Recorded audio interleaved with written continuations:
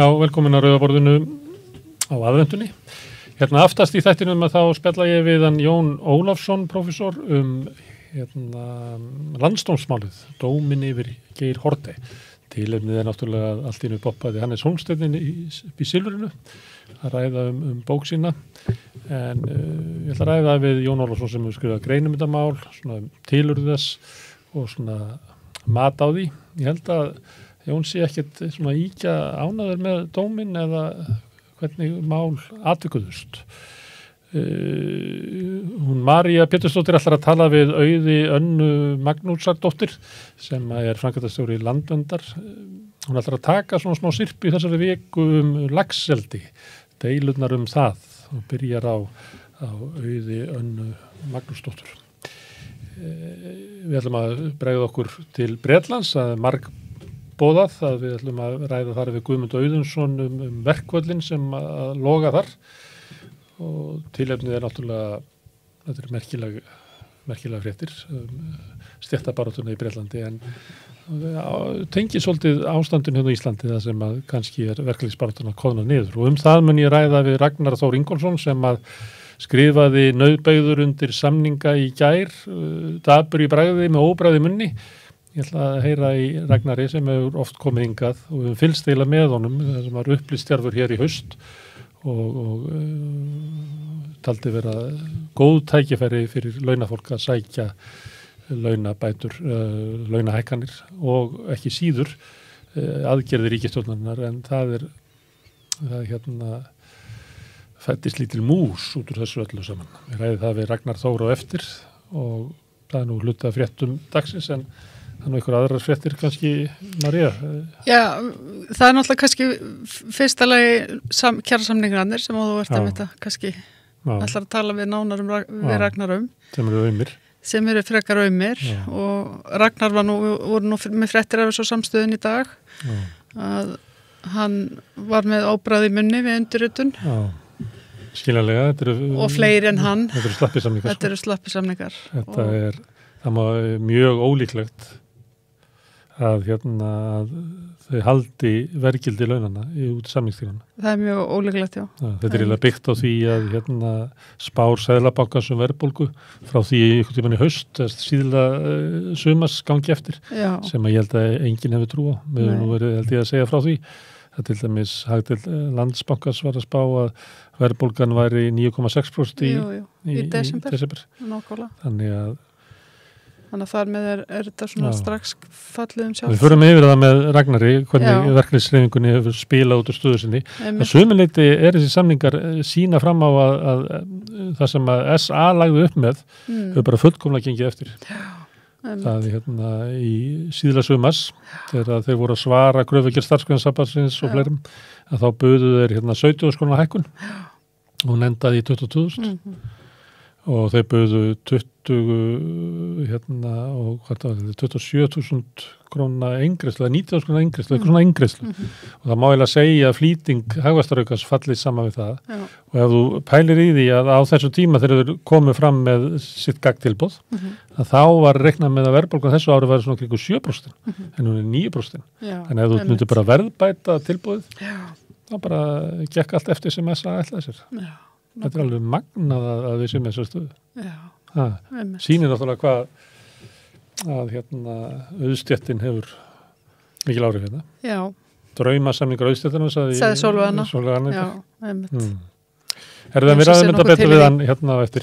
Já. Herðu, þá er það frétt hryðjuverkamennina svokölluðu.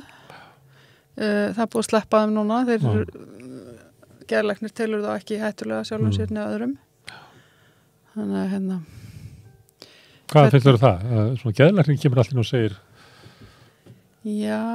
Er þeir svona Ég veit ekki hvernig þeir framkvæma þetta geðmat en þetta hlýtur nú að halda einhverju vatni. Ég held að sé nú alveg svona það getur nú ekki varla verið að þetta sé bara einhverju einn geðlæknir. Þetta hlýtur að vera eitthvað teymi. Eða ég veit ekki. Eða hvort það skiptir mér. Ég held að það sé mikil hætt á því að löggan spinnist upp í okkur vitleysu í þessu máli. Það er svolítið hætt á því, Það er svona líklegra. Já.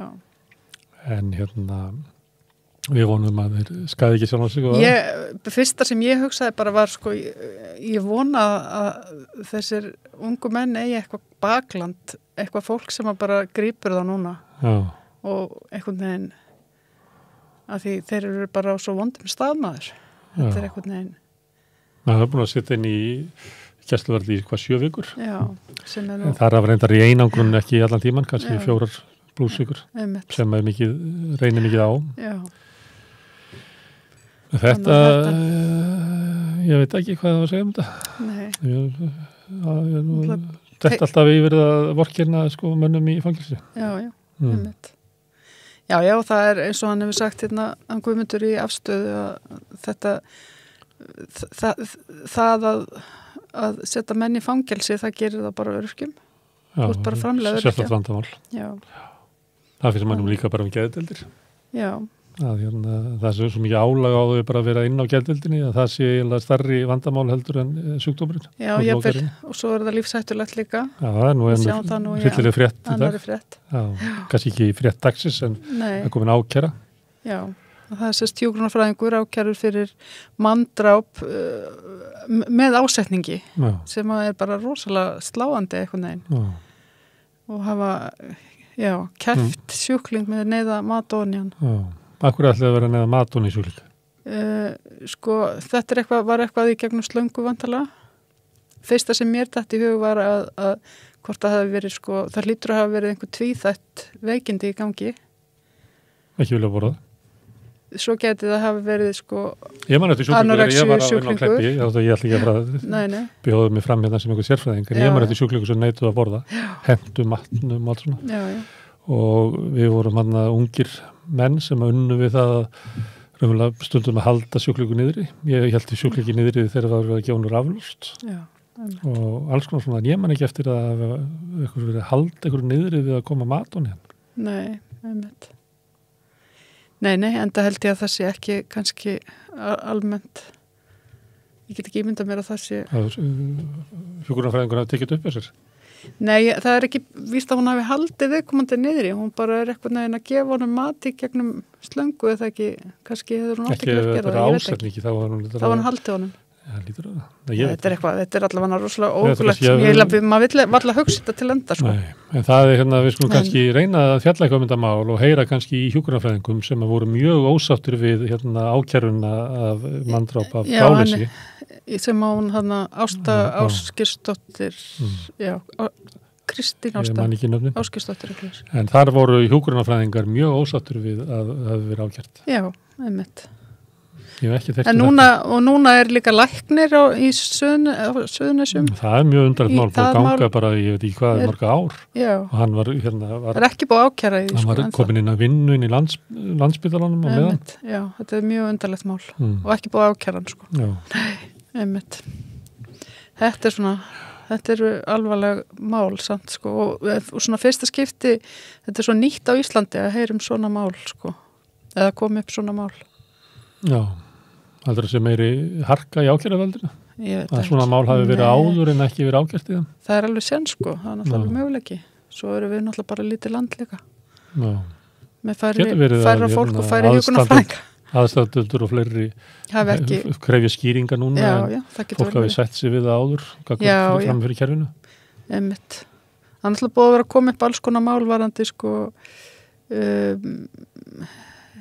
varandi náttúrulega bara þessar stofnanir allar, Kópó og Sæli og það er ekki kannski fagfólki sem hefur verið svona sakað einhverju vanrækslu bent. Það hefur meira verið bara fólk sem hefur rekið staði eða unnið á þeim eða eitthvað svolítið ófagmæntað. Við skulum finna leið til þess að fjalla þetta mál, heyra í hjúkrunarfræðingum, hvernig þetta slær þá, slær stéttina. Herri, svo er deilt aðgerðapakkan á þinginu. Skiljanlega. Já, hann var frekar þunnur. Já, og það líka er eitthvað vandamál á íslensku samfélagi, hvernig stjórnvöld komast upp með að kynna hluti. Við höfum nú stundum rætt þetta að upplýsingu óreiðan eða fyrst og fremst á stjórnvöldum. Já, einmitt. Og þau fóru þarna Jóhann Páll sem er nú ágætlega hagfræði læs, ég held að segja með eitthvað svoleiðispróf. Já. hann var eitthvað kvartaður úr þinginu að þetta væri þannig að væri verið að kynna eitthvað sem að væri engin hækkun. Þetta væri bara, og við vorum að leika okkur að þessu samstöðunni, að taka þetta saman, ef þú bara framregnir þetta með við verðbólgu, þá er ekki neinn. Þetta er ekki neitt. Nei, það er mjög erfitt að sjá það í sambandi við barnabæturnar og líka í sambandi við vaxtabæturnar. Að þetta sé raunverulega einhver hækkun umfram eitthvað. Það getur vel verið að því að maður þarf bæði að taka til þess að það verið að hækka mörk, skerðingamörkin. En það er gert bara undir verðbólgunni. Þannig það eru færri sem fá bæturnar og svo er verið að hækka bætur í barnabótunum og það er bara erfitt að lesa það saman. En hann var eiginlega á því og líka Píratarnir að þetta væri fals og hann sagði að það væri sorglegt að Katrín Jakobsdóttir væri svona óheiðarlegur stjórnmálamaður. Og þá fór Birgir Ármannsson, nei ekki Ármannsson, Birgir Ármannsson, já, forseti þings. Og ámyndan fyrir þetta. Og hann Mátti ekki vera svona vondur við Katrínu? Nei, ég mátti ekki segja þetta. Já. Og þá stendur ég frétt, ég ætla að lesa það þá kom Jóhann Páll aftur og steig upp og skýrði sitt mál. Ég vil halda þetta til haga að ég held því ekki fram að hæstvirtur forsætisráðherra væri almennt óheiðarleg manneskja og ég ber gríðarlega virðingu fyrir henni og finnst hún að mörguleyti mjög aðdánaverður stjórnmálamaður. En þar af leiðandi ger ég ríkari kröfu til hennar. Ég stend við það orð mín að það sé ákveðin óheiðarleiki sem felst í hennar orðum. Með þetta skrítið. Skrítin... Ég held að hann hafi haft rétt fyrir sér upphafi, Já. Það er bara einhvern veginn stemmingin hann er einhvern veginn. Já, mátti ekki segja. Hæstvirtur, hástvirtur og allt þetta. Já. Það mátti ekki vera sokkalast. Ungi þingmaðurinn einhvern veginn að beygja sig undir þetta. Já. Þarf að lýsa því yfir að Katrín sé ekki óeðallegur stjórnmálamaður sem að margir segja sé. Náttúrulega fer með vinstri fylgið og ber Bjarna Benediktsson, það er bara sólít afstaða að líta hann sem óeðallegan stjórnmálamann. Algjörlega. Það er ekki rök fyrir því. Nei. En hann þarf að koma upp og lýsa því þvert á móti sé hún sérstaklega heiðaleg. Já, hann hefði átt að sleppa þessu. Ég held að þessi fársjúkur vinnustöðar er alþýði. Já. Já, það er allavega mjög sérstök stemning. Það var líka uppáhaldsmálið þitt sem skortur heitu vatni. Heyrðu, já, það er í miklu uppáhaldi mér. Mér finnst alltaf þegar ég heyri þetta. Ég var að hlusta umræðum í fréttunum í útvarpinu í bílnum áðan og það er einhvern veginn, þú veist það búið að loka sundlaugin á Selfossi og það er svona ákveðin hverfi þar sem þeir eru að dæla, hafi ekki bólmagn til að dæla vatninu gegnum leiðslukerfið eða eitthvað. Er þetta ekki bara hörnun innvið á Íslandi? Það hlýtur að vera eitthvað svoleiðis eða en ég fæ alltaf svona hugsun vá, hvað þeir eru mikið að reyna að vera í stíl við Evrópu. Að vera í orkuskorti? Að vera í orkuskorti. Ég held að þetta sé bara eitthvað skortur á innviðum, það bara eru fleiri hús, þetta er svo þú þéttir byggðina. En af hverju, ég meina allar þessar orkuveitur sem að græða páfingri, já, en það eru með rosa hagnað. Það er nóg rafmagni, en dreifikerfið er ónýtt. Ég veit það. Það er það sem er að. Já. Og þetta getur verið það er nóg að heitu vatni, en þú stælu, segðu bara niður í bæ, þú búið að byggja svo mikið en það, kannski þetta bara öflur í dælur. Það er vandamálið, Ég veit það er vandamálið. Það er það sem að þeir töluðu að væri vandamálið. Þeir væru ekki búin að sinna þessu, Kalt heima. Kalt heima yfir. Já. Og ég tappa loftu opnunum. Já. Breytti engu. Svo gafstu upp og keyptum svona ramasopn. Það væri svona aðeins svona því að það á að vera þannig. Það voru að kostur að búa í Íslandi. Það er kalt úti, en rosalega hlýtt inni. Nóga heitu vatni, við getum farið í bað og nóga rafmagni. Borginu ætti að vera öll upplýst, nú er byrjað að deyfa það allt saman eitthvað. Þannig að manni finnst það svona að vera svolítið huggulegt inni, þannig við fengum rafmagnsofn. Svo var ég að hugsa þetta því að ég er að lesa fréttirnar þínar skort á vatni. Og var í sturtun í morgun. Óvenjulega lítið, blöndunartæki náttúrulega sjá að dæla. Lítill kraftur? Lítill kraftur. Er það? Já. Ég myndi, ef ég ætti að gíska og ætti að taka, ef að ætti að miða við tilfinningar mína fyrir vatni og höfðun og öxlum. Þá myndi ég segja að það væri svona kannski svona 55% miðað við það sem er vanalega. Já, það er svolítið, það er bara svolítið mikið. En þeir eru að tala núna, það þurfa kannski bara að loka sundlóðunum í bænum líka, eða fleiri sundlóðum. Yfir hennan, akkurat þegar ég ætlaði að fara að stunda sund, sko. Ég er bara að fara einu svona. Mér finnst það nefnilega að þetta var eitthvað kostum í Íslandi að við höfum kalt hérna, við höfum nóga heita vatni. Já, getum alveg... Þetta er bara gefa fólki heita potta. Já, nákvæmlega. Ókeypis vatni, eitthvað sem var sárabættu fyrir að búa hérna. Einhvern veginn lagði ég til að þetta vera bílanir, gangbraut, hjólastígur og svo sundbraut. Þannig að þú getur bara synt í vinnuna. Það var náttúrulega geggjað. Og svo byggir í breiðuþinu, þá færur við á rennibrautinni niður. En það fólk nú farið næstuð að gera þetta. Það synd í vinnuna? Já, sko, því það farið að stundar svo mikið sjósund. Já. Og þú veist, þessu bara... Það er kalt. Já, ég samt, sko, stundum ég að labba með hundana mína þannig í Kópavoginum og það er bara eitthvað fólk að synda þannig við liðina mér. Ég þekki fólk sem syndir í sjó.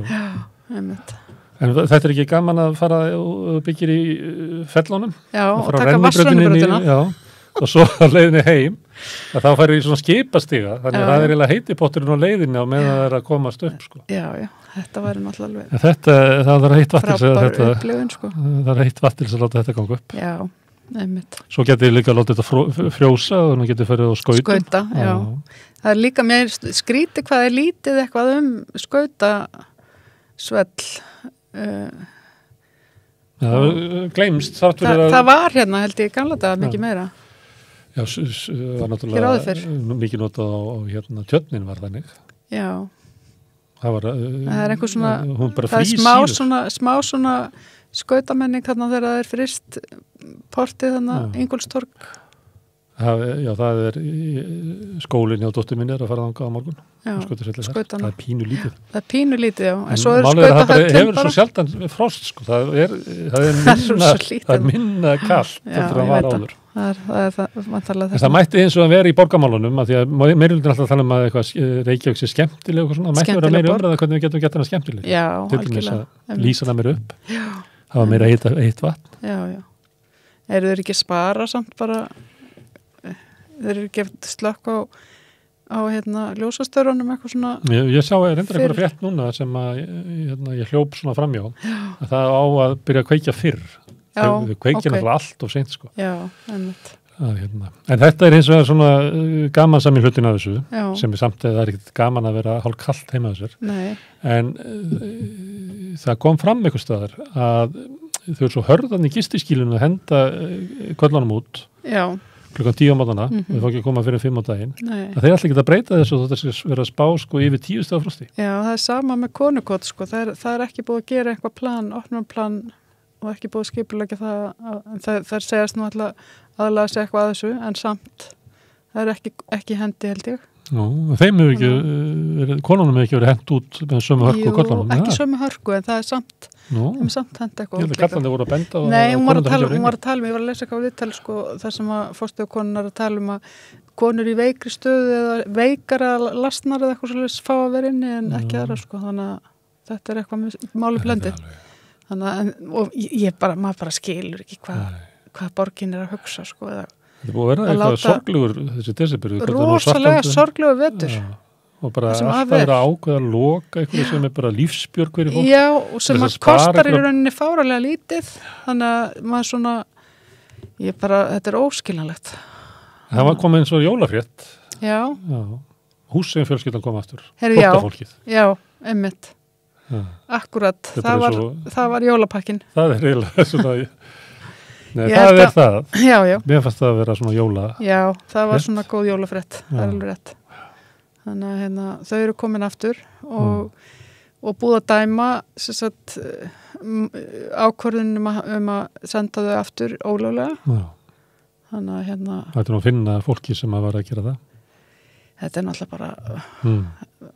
með óleikindum þetta stóðst ekki en það hafði þetta fólk væri óvinni ríkisins en það hafði umboðsmaður Alþingis skrifað álit sambarlegt mál einhvern tíðan fyrir árið 2 síðan þar sem að niðurstaðan var nákvæmlega svo sama og hann bara benti á einhver lög máli sínu til stuðnings og hann bað útlendingastofnun sérstaklega að hafa þetta í huga við afgreiðslu mála í framtíðinni og það hefur ekki verið gert. þannig að þetta alveg með ólíkindum. Herðu, það komið þá? Herðu, já. Við ætlum að halda áfram að tala fréttir vikunar. Já. Það fréttir dagsins sem eru kjarasamningarnir. Ragnar Þór Ingólfsson, formaður VR, kemur hérna og ræðir við mig samningana með óbragði í munni. Þetta augnablik.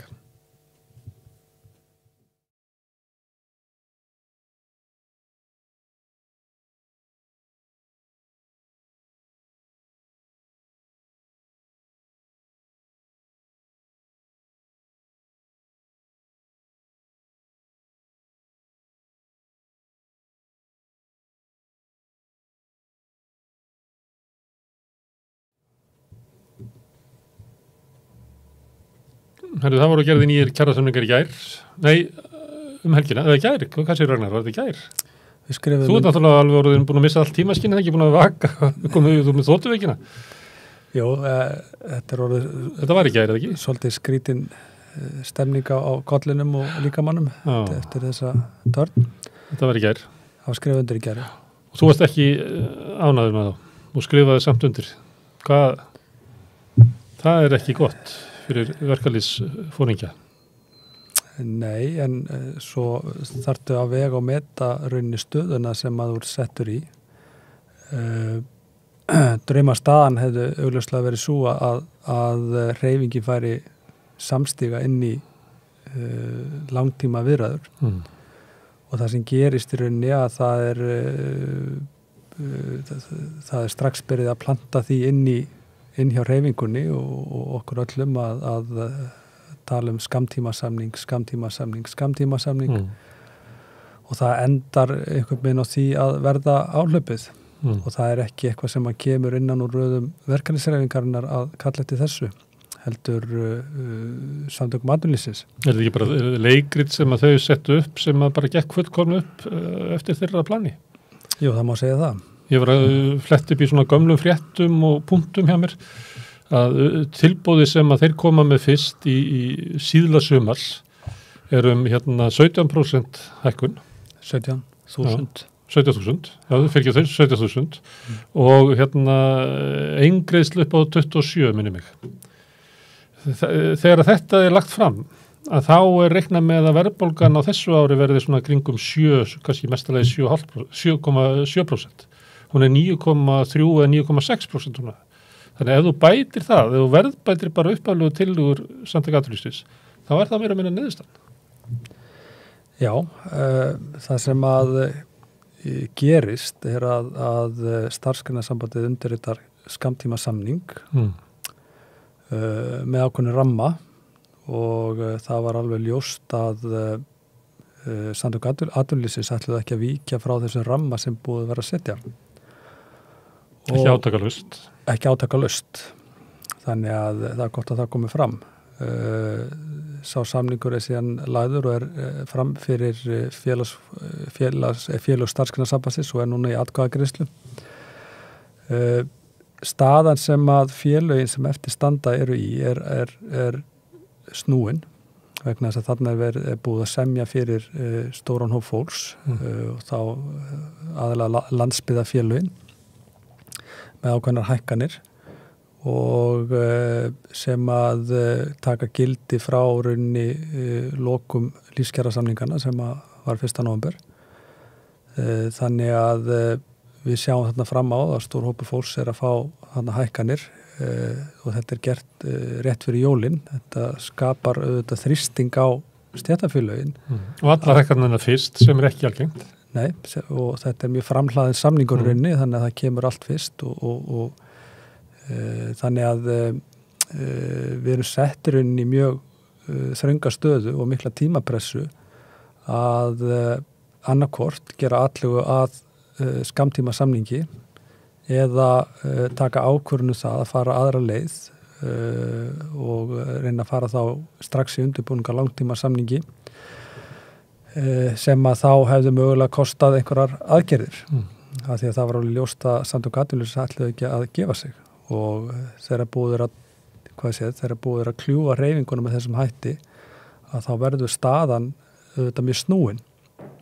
Við förum síðan í þessa viðræður þegar að ljóst í hvað stefnir að iðnaðarmenn eru næstir eða samflótið iðnaðar og tæknifólks eru næstir í röðinni og við vorum í sjálfu sér í þeirri stöðu í verslunarfólk eða vaffer og líf að taka ákvörðunum að mynda nýtt bandalag eða setja á hliðalínni og það var tekin ákvörðunum að láta reyna á þetta, sjá hvernig okkur gengi og og við gerðum allu að skammtíma samningi, kannski fyrst og fremst til þess að reyna að bjóða okkar fólki upp á þann valkost að geta þá kosið það að fá skammtíma samning sem að tæki við af síðasta sem að nú gerist nú ekki oft og gera svo samhliða því allu að lengri samning og þetta voru mjög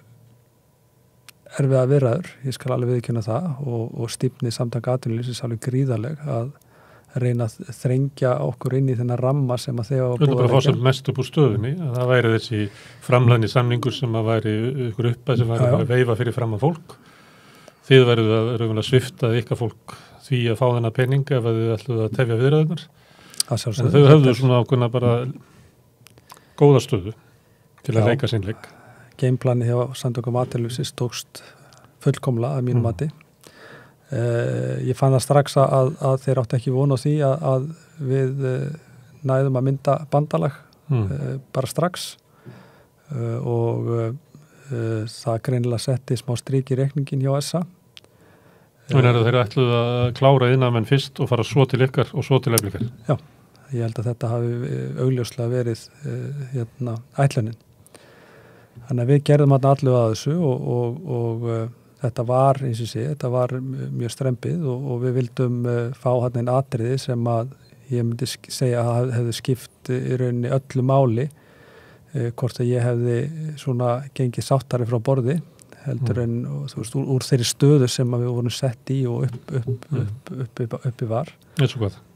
Það sem sagt meiri trygging fyrir því að fyrirtækin myndi ekki velta kostnaðarhækkunum út af kjarasamningum beint út í verðlag. Þeir fenguðu svona einhverja nefnd sem hittist einu sinni í mánuði og 3 mánaða fresti með Seðlabanka og stjórnvöldum? Jú, og það í sjálfu sér gott og gilt og fín vinna í kringum það. Þar til dæmis eru mjög áhugaverið hlutir að þar munum við fá mun ítarlegri upplýsingar úr dagverunni frá Bónus, Netto og krónunni varandi svona 8-10 svona kjarnaliði sem að fjölskyldan þarf að versla mest af þar sem við getum fylgst mjög náið með verðlagi og verðlagsþróun og gripið inn í þó að í því felist kannski ekki völd annað en kannski bara eftirlitið og aðhaldið og sömulegis líka voru önnur atriði í þessu sem eru líka finnst mér jákvæð það það að bönkunum verður gert skylt að birta yfirlit yfir raunkostnað fólks fyrir bankaþjónustu, ekki bara vextin af lánunum og yfirdrætti heldur líka færslugjöld og annan kostnað og sá kostnað verði samanburðar hæfur á milli fjármálastofnana og fólk geti þar leiðandi og við sem miðlægan grunn til að fylgjast mun nánar með þessu. Síðan í samhliða þessu ætlum við að skoða að fara í heildarúttekt á og samanburð við Norðurlöndin og Evrópu á tryggingafélögunum. Þannig að það margt í þessu sem að sko jákvætt snýra aðhaldi, myndi ég segja, en það hefur engar beinar afleiðingar. En það sem við vildum fá inn í samningin var að við vildum setja svona verðbólgu tryggingu eða vísitölu þak, þar að segja að þær kauphækkanir sem að við myndum semja í þessu tilfelli 6,75% og í dag vísitalan 560, vísitalan neysluvers, að ef að vísitalan myndi hækka þetta, að þá eru samningarlausir. Það er að segja að vísitalan færi í 599 tæplega, að þá myndi samningar losna. Og þetta vildum við fá inn og þetta svona kannski lykilatriðið sem að eitt af lykilatriðunum sem að ég taldi að þurfa að vera til grundvallar að hægt það skrifa undir kjarasamning. en þarna þá komið raunverulegt aðhald að það hefði einhverja raunverulegar afleiðingar fyrir atvinnulífið ef að þau myndi ekki taka þátt í því með okkur að reyna að ná hér niður verðbólgu með aðhaldi á verðlag og svo framvegis. Og þetta verður þá samningur sem væri með óvísan endi, þannig að þegar að kaupmáttaraukningin sem að felst í þessu 6,75% er búið að étast upp því verðbólgan er komin þangað og þá eru samningar lausi hvort sem það er í ágúst eða í janúar næsta ári. Og þú hefði geta verið skrifað að það væri páskan á þennast árið eða það væri minni verðbólga. Mögulega hefur samningar geta losnað þá í júlí ef að fyrirtækin hefðu... Núna í júlí? Já, eða júlí á 2024? Nei, samningstími var alltaf svo sami. Já. En þetta var bara trygging fyrir því að ef að til dæmis öllum verðlagshækkunum eða samningunum yrði dempt beint í verðlagið eins og oft hefur verið gert að þá hefðu og segjum til dæmis að vísitalan hefði farið upp 6,75% í júlí að vísitalan hefði farið yfir 590 þá hefði fengið lausa samninga og það er eina afleiðingin. Við vorum ekki að biðja um eitthvað sérstaklega ábót, við vildum bara fá lausa samninga ef að fyrirtækin og það var í þessu náttúrulega fólkin ákveðin áhætt og aðhald á atvinnulífið og okkur fannst þetta sanngjörn krafa, sérstaklega í ljósi þess að sameiginlegt markmið okkar ætti að vera að ná niður verðbólgu og þar lendi vöxtum. Og mér fannst þetta sanngjörn krafa í ljósi stöðuna líka hjá fyrirtækjunum að við fundum til dæmis með samkeppniseftirlitinu til þess að fá heimild til þess að fara í þetta aðhald og fá þessar upplýsingar hjá bæði dagvörunni og sem líka bönkunum og þannig að við fórum mjög langt í þessari vinnu og það kemur í ljós að þegar við förum að skoða náttúrulega bara afkomutölu fyrirtækjana, ég hef nú sagt hér áður að við greindum stöðu 13.900 fyrirtæki í Íslandi, lítilla meðalstóra og svo stærri fyrirtækja. Höfum farið yfir áslitu uppgjörinn fyrir 22 og ég held að það sé nú komið skýrt fram allstaðar að það er fordómulega skóðari í atvinnurekstri. Halldór Benjamín andmælir því ekki. Þannig að okkur fannst þetta ekki ósanngjarn krafa sérstaklega eins og segi í ljósi þess að þegar við skoðum framleiðatölunar að kom nú grein eftir Konráð ráðgjafa Samtaka atvinnulífsins sem var hjá Viðskiptaráði að var að tala um góðar en hvar er framleiðin og þegar við fórum að skoða framleiðatölur að þá kemur í ljós að hún hefur hækkað alveg gríðarlega hjá fyrirtækjunum framleiða hlutfall og þá var það að því að veltan hefur augljóslega aukist mjög mikið að það hefur aukist lítilega en það aftur segir okkur að það hefur aukist 0,7% til dæmis í dagvörunni að það segir okkur að fyrirtækin hafa velt hverri einustu krónu sem hefur komið í kostnaðarauka saman hvort að það sé út á hækkun hráðurverðs eða orku í Evrópu sem aftur hefur áhrif á aukin framleiðslu kostnað og svo framvegis og skila síðan endalega í vöruverði til neytenda á Íslandi að þessar tölur staðfesta að fyrirtækin og atvinnulífið hefur ekki sýnt vott af samfélagsábyrgð á gríðarlega viðkvæmum og miklum óvissutímum hjá fólkinu í landinu. Mér er þetta að segja, Ragnar, en það er markmið fyrirtækina. Markmið fyrirtækjana er fyrst og fremst að skila hlutum sínum arði og þess vegna verjaðu það ef það kemur kostnaðarauki og hækkaði bara verð upp að því marki sem að það byrja að draga úr veldu. Og þess vegna vildum við fá þessa vörnin, hún var skynsamleg, hún kostar fyrirtækin ekki neitt, hún einfaldlega setur fyrirtækin í sömu áhættu og við fólkið í landinu erum í þegar við semjum kaup og kjör að það hafi rauninni einhverjar afleiðingar ef að kostnaður auka er bara dempt viðstöðlust út í verðlagið og sömulegis höfum við enga tryggingu fyrir því að fyrirtækin fara að haga sér eins og bankarnir að auka álagningu stórkostlega og sömulegis arðsemiskröfu eins og fjármálakerfið hefur gert þannig að okkur fannst þetta ekki vera ósanngjarn krafa. Nei. En nú er staðan svo að þú skrifar undir samning, svona nauðbeygður, það var bara ekki meira í boði að þessu sinni, þú veist, tíkast þú reyna meira og það er skrifað undir samning. Suminandi gæti það hljóma þannig að nú bara félagarna í VFR að ákveða það, vilja þau setja sig þetta eða vilja þau hafna samningnum og fara út í að sækja eitthvað meira með einhverjum aðgerðum.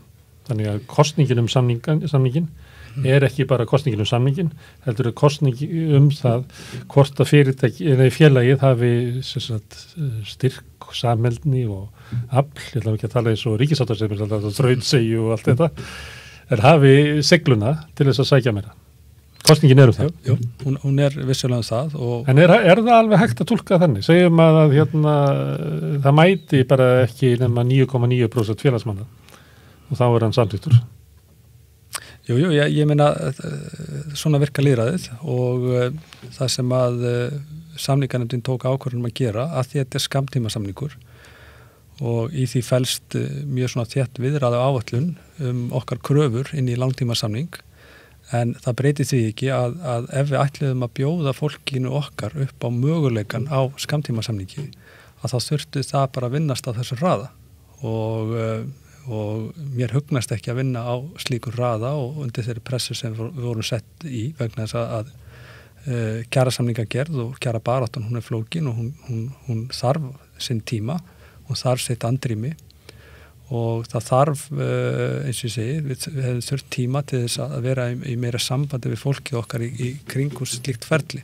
Hvað er þú að kjósa? Ætlar að greiða atkvæði með samningunum? Þannig að ég myndi segja, ég bara klára og ég svara þessu eftir, að kosningi snýst það hvort að fólk vilji taka því sem í boði fyrir skammtíma samning eða þá hreinlega fari þennan fasa að fari í langtíma samning og það þarf einhver aðgerðir til þess að koma SA að borðinu og þá mögulegar aðgerðir sem því kann að fylgja og þetta það sem að vegna þess að við erum ekki að fara í aðgerðir fyrir skammtímasamning það ég held að það hljóti að blasa við öllum þannig að þá erum við ekki að fara að borðinu til þess að fá meira inn í skammtímasamning þá erum við bara að fara í annan fasa bara lífskjarasamning nýjan með hagvaxtaauka og fleira sem hafa dottið upp núna hagvaxtaaukin gaf töluvert mikið af hækkunum lífskjarasamningsins þannig að það svolítið missir að missa hann frá út úr þessum skammtímasamningi það verið betra ef að ditt eitthvað inn í apríl 2024 út af hagvextin ekstlást Jú, mikið rétt, en það sem að varandi hagvaxtaraukan að ég held að hann hafi svona mestu verið vel heppnus hugmyndafræði að við njótum þá góðs að ávinningi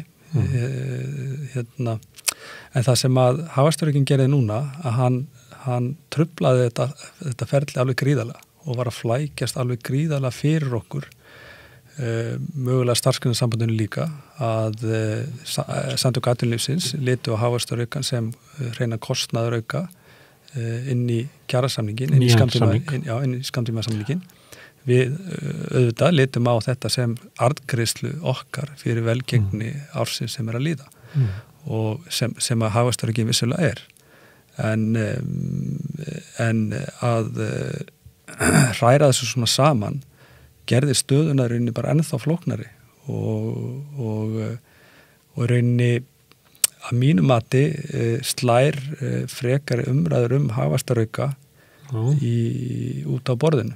Þú myndir ekki vilja hafa hann í langtímasamningi? Ekki ef hann kemur eftir að samningar renna út. Já, þessi síðasti þarna. Þessi síðasti, þetta mun ég aldrei gera aftur. Það verður betra að hafa hann sem eingreiðslu eða eitthvað. Eða eitthvað sem að þvældist ekki inn í næsta samning. Hann má vera yfir samningstíman en ekki síðasta árið. Það vegna þess að af því hvernig hann flæktist fyrir okkur í viðræðunum að þá var í rauninni, þá ávinningur af honum engin vegna þess að hann tekin bara inn í blákalt kostnaðamati. Hann bara feldur niður. Nákvæmlega. Hann feldur inn í næstu samninga og þar með hann bara feldur niður. Það já. Það er ekkert að lýsa. Sem eru 13.000 af eitthvað 130.000 samanlagt sem töluvert að kyngja. Já, þetta 13 skall á takstana og 9.750 á almennlaun.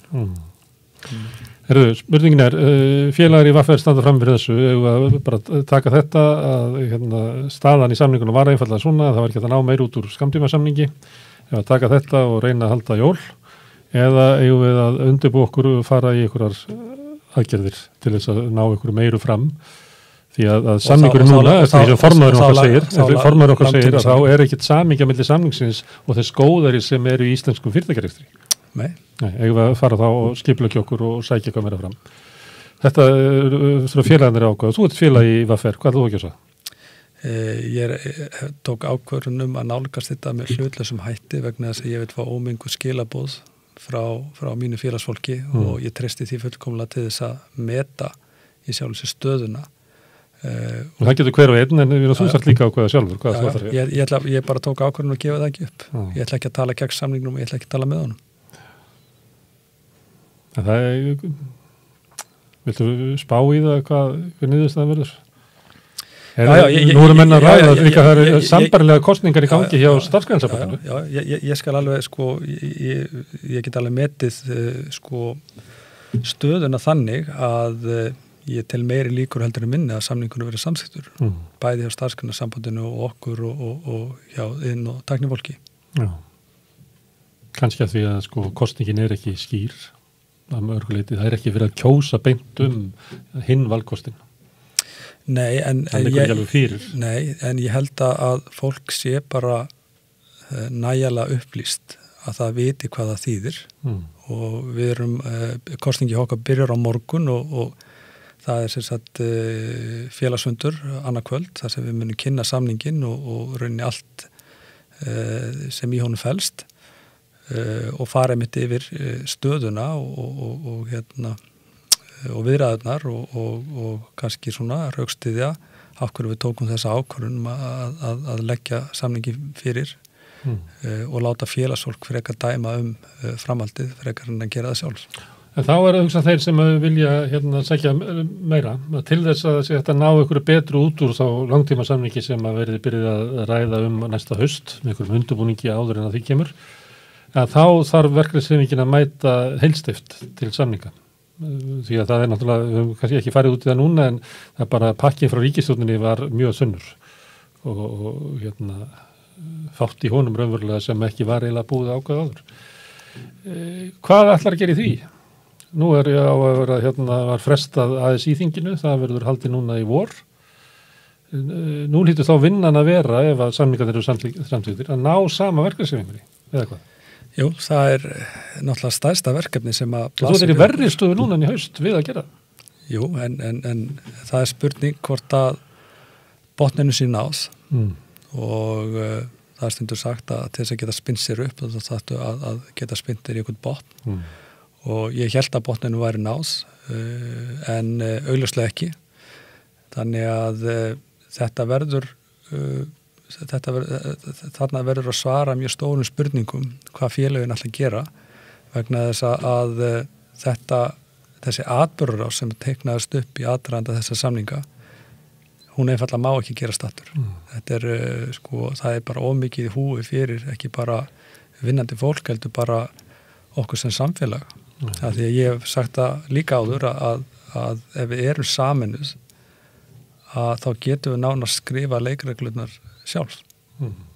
Já, og það sést náttúrulega niðurstaðan þá sé kannski svona maður mikið ekki ómikið að vera að lesa í svona líkamstjáningu þá að horfa á útsettinguna þar sem þú ríkur út úr karpúsinu og sjá svo Halldór Benjamín hann gat ekki leynt brosinu í viðtölunum, hann var svo ánægður með þessa stöðu.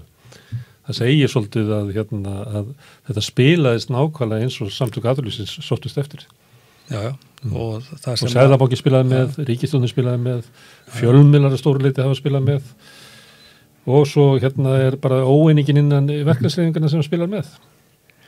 Mörgum er ósátt að Efling sitt ein eftir og sýni nú hvað þið getið í heila vonlausi stöðu. Það er bara þannig. Svona er talað inn í starfsgreinasambandinu. Ég get alveg sagt það og viðurkennist það og ég skrifaði nú bara það á Facebook að það var mjög þungt að skrifa undir samningin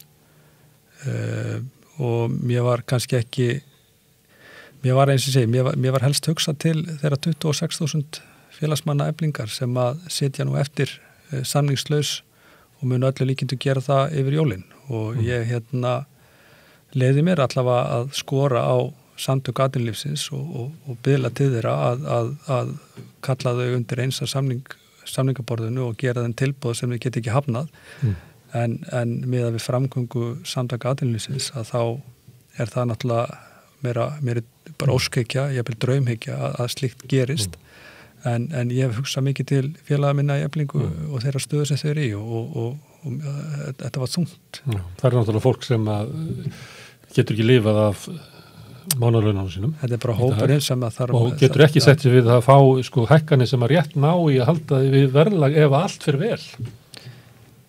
Ég gerir mér alveg grein fyrir því og þetta einmitt hópurinn sem hefði þurft mest að þess að halda og lenda í því að vera skilin eftir. Þetta var mér mjög þungbært. Ég skal bara viðurkenna það og það kannski útskýrir kannski tilfinninguna og tilfinningarna sem að voru í karpúsinu allavega frá minni hendi og að búta okkur svona niður í samningunum að ég hafði bara ekki geðið mér að setja á myndum með þessu fólki eða taka þátt í þessu og það getur vel verið að fólki finnist það lélegt að mér eða eitthvað svoleiðis en ég bara gat ekki með nokkur móti hort framan í þetta fólk. Herðu, það verður kosið formann í VFR eftir áramót. Ætlaðu þú í framboð? Ég hef ekki tekið ákvörðun það. Ég ákvað að klára þessa kjarasamninga núna og alltaf reyna svona að ná mig niður næstu daga og halda jól og síðan tekið í rauninni bara stöðun eftir áramót. Það svona umræði í kringum þetta sem að snýst svolítið það. Ragnar verður nú átt að segja á því að verður kosið formann. Það komin svona, það náttúrulega svolítið virk stjórnarandstaða, ég veit ekki hvort það sé inn í VFR, en svona í og við og kringum VFR sem að til dæmis þeir sem að skrifa skoðanadálkana í viðskiptablaðinu og mogganum og eitthvað fleira, telja sig svona eiginlega stjórn einhverjum hóp sem að getur ráðið því hvernig VFR sé stjórnað. Hvor var við þetta? Já, þetta verður maður var við þetta. Ég meina, þú veist, þegar ég bauð mig fram eða fekk mótframboð síðast að þá fann maður það að það var veisla hjá okkunnum fjölmiðlum og ég reikna nú bara passlega með því að slíkt verði áfram í aðdraganda kosningana sem verða núna í mars á næsta ári og ég í sjálfs þér hræðist það ekki. Ég fór ekki í þetta til þess að komast einhvern veginn í þægilega innuvinnu eða vera í þessu til einhverja áratuga eins og þekkist nú víða í verkalýðshreyfingunni að ég ákvað að gefa mér ákveðan tíma í þessa baráttu, tímaramma. Það eiginlega klárast það ekki? Jú, það farið að styttast í það og þá þetta raunin bara spurning hvort að ég taki eitt tímabili viðbútt. Svo ákvörðun, ég hef ekki tekið þá ákvörðun endanlega, þannig að það mun skýrast bara fljótlega upp á áramótum hvað ég geri. Þú ert búin að halda jól með þínu fólki? Já, maður þarf aðeins að fjarlægjast við náttúrulega vorum að koma af átakaþingi Alþýðusambandsins svo þessa kringumstæði sem skapast í kringum kjarasamningana núna. Það er bara svo þvottabretti? Já, og maður það bara að vega og meta. Mögulega bara komin tími á ferskt blóð inn í VFR en ég hræðist ekki nokkuð. Ég horfi ekki á þetta sem eitthvað persónlegt. Þetta er bara val okkar félagsfólks hverju það treystir til þess að leiða kjarabaráttu og ef það er einhver annar en ég þá verði ég þá niðurstöðu. En áður kemur því að það velur sér forustu í fólki í VFR þá mun það kjósa samningana?